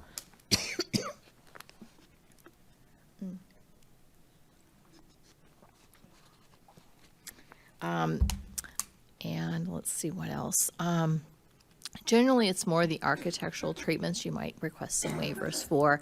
And the reason that is that affordable housing developers rely on subsidies to build affordable housing. They're relying on land write-downs from cities and counties. They are relying on usually some type of financial assistance through homeownership funding through cities. Sometimes the ARPA funds can be used. I should clarify, that's American Recovery Act funding that we received through COVID. And then again, they apply for what's called tax credits through the state and federal tax allocation committees. So really any affordable housing you have is subsidized. So they're trying to keep the costs as low as possible. So that's a density bonus actually provides the opportunity to do that. I also want to note that we did add in some provisions, the ones in blue. These are new provisions that are coming into play after the first of the year. So since we're amending the code, we thought we would put those in. And that includes provisions for granting additional density bonus for the project, and also depending on the calculation of the very low income units, you can get a pretty good density on these units. But that's what I have. I know it's late. I don't want to. A density bonus can be a very long conversation, but generally we're already complying with state law if a developer comes in with a project for density bonus, we would actually comply with state law. So with that, I recommend that the Planning Commission recommend determine the development code is 23-03 is exempt under CEQA pursuant to 15061B3, the common sense exemption, as it can be seen with certainty that the approval of the project will not have an effect on the environment, and adopt Resolution 2023-049 of the Planning Commission of the City of San Bernardino, forwarding a recommendation to the Mayor and City Council recommending approval of the Development Code amendment. And with that, I'm happy to answer any questions you may have. Thank you. We'll go ahead and open up the public hearing. Anyone wishing to speak on this item? No? Okay, commissioners? I move to approve. Second. Call for the vote. Quick question. Sorry. Can you clarify what the red text complies with? I'm assuming red text complies with what the state HCD asks you to comply, or the lawsuit for housing element, and then the blue is thinking ahead of new laws that Right. are coming in 2024. Yes, the red is the existing state law for density bonus right now in place. The blue is what is being added January 1st. Got it. Okay. Appreciate thinking ahead. All right, call for the vote, please. Chair Guerrero? Yes. Commissioner Lopez? Yes. Commissioner Garcia? Yes. Commissioner Quill? Yes. Commissioner Flores? Yes. Commissioner Sherrick? Yes. Commissioner Garcia? Yes. Vote 7-0. It's unanimous. It passes. Thank you. Item number 7, please. Item number 7, we are going to basically continue this off calendar, or actually we're going to, we don't need, we're going to renotice this. We did not have this item available for you, but we'll have it at the next planning commission meeting. It's for emergency shelters, which is also one of the provisions outlined in our stipulated judgment. So we'll be bringing that back to you. We'll renotice so there's no action required. We'll open the public hearing. Is there, oh, no need to? No one's, okay. Thank you. All right. So we're at non-public hearing items, planning commission reports, announcements. Okay, I would like to add an item to the agenda for next month, and that would be for the vote and nomination and vote for the chair and vice chair. And I am formally announcing my resignation. My last meeting will be the January meeting of the Planning Commission. It's been a pleasure serving our community and working with you all, amazing people, but we will be moving out of the area.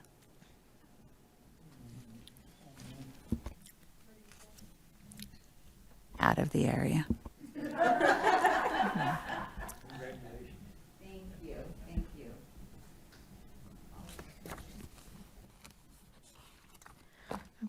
Thank you. And we will miss you. And so you will be at the January meeting. Yes, I will okay. still be eligible to be here for the January meeting. So we are looking at potentially a special meeting. I believe some emails may have gone out. We have the housing element coming forward to you. We're in the midst of conversations with HCD to answer their questions, provide updates. We will also be having a call with the litigants to confirm that we're addressing their items within the housing element. So we are looking at potentially a special meeting on the 16th of January. And we'll want to see who might be available for that. We don't believe we're going to have everything ready by the 9th. So would this be in addition to the 9th, or? at this time, it would be, we would not have the 9th. We would go the 16th unless we had a number of items come up that we needed to have 2 meetings. Unfortunately, I do have a standing board meeting on the 3rd Tuesday of the month. Okay. I am available on the 4th Tuesday.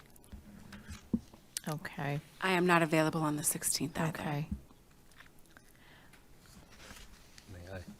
We will need to, we will take a look. We have some very specific deadlines in which we have to bring this back for action, based on the stipulated judgment. So that's what we're trying to meet the deadlines, outlined in that document. Can I pose something? And I will say, in our proposal, we did include the 16th, just as a standard. It's a Tuesday. We go to the next Tuesday. If it is amenable to the majority of the commission, any day that week could work. Where we're at right now, without getting into a whole lot of boring details, we do have, as Mary mentioned, certain things that we're still concluding with HCD and with our litigants and other public comments. So the week of the 9th is just too quick to be able to complete all of that. Anything after that next week, now we run short of the required time to bring it to council in February, as is dictated by our stipulated judgment.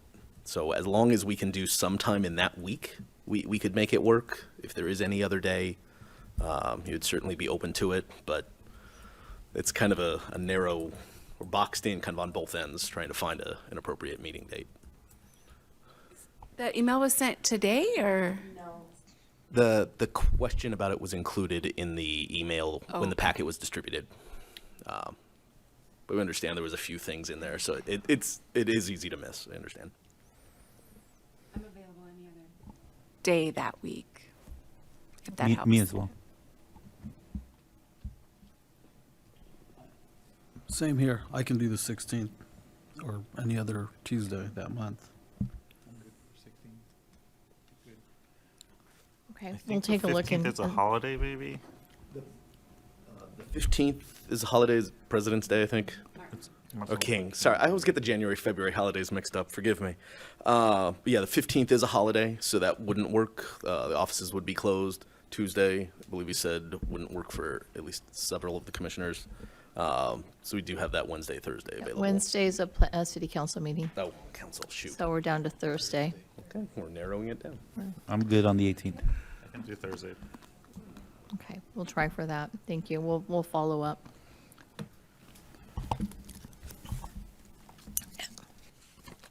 I think the only other item I had is that I am wrapping up my time here at the city. I'll be focusing on a few key items here through the end of the year and into next year, into January. And I will be here for that planning commission meeting and city council. And then that will end, my time here at the city. I know the city is recruiting, looking for an interim director, so stay tuned. I've not heard any more on that, but I know they are looking. And that's all I have right now. Thank you. All right. Anything else? I just had 2 questions. So where are we on the rezoning? Or when are we going to have a workshop on that? Or So we will be bringing back after the first of the year. Travis is shifting now from the housing element to reviewing that land use plan, the land use map. That's what needs to be reviewed in more detail, get that cleaned up. We'll be scheduling a meeting with the General Plan Advisory Committee to get their input on that. And then we'll be kicking back into gear on the overall general plan update. There will be some meetings coming up. First will be with the General Plan Advisory Committee. I think the final item we need is that land use map to do the remaining studies. As far as the rezoning, that would be the official rezoning would come with that map adoption with the general plan. The city is going to a single map for both the general plan and zoning. So it'll be a combined action for creating that map. So that way, as projects come through, they'll automatically be consistent with the general plan and zoning, and it does make a much smoother process for development. And then my last question, I know SCE and a lot of utility companies, there's a big push and wastewater companies for sustainability, clean air, energy. I guess what is our city doing, or how are we participating, doing our part to provide a more sustainable environment, or design, or even our code, or Right. I would say with the general plan update, we will have, you'll see some of those sustainability components throughout. We also will have an environmental justice element. It's a new requirement now that we will be coming forward with. As far as with like SCE, some of those entities are now, we're processing any kind of vehicle charging stations. We've had some inquiries on that. We are implementing the green building code that does require EV charging stations initially for the developments to plan for it, and then within a certain time frame be able to have full installation. So we are doing that, and then we're monitoring some of the legislation out there. As far as looking at streamlining processes and whatnot for the city. I think the main component will be with the general plan, though. You're going to see some new sustainability requirements throughout that document.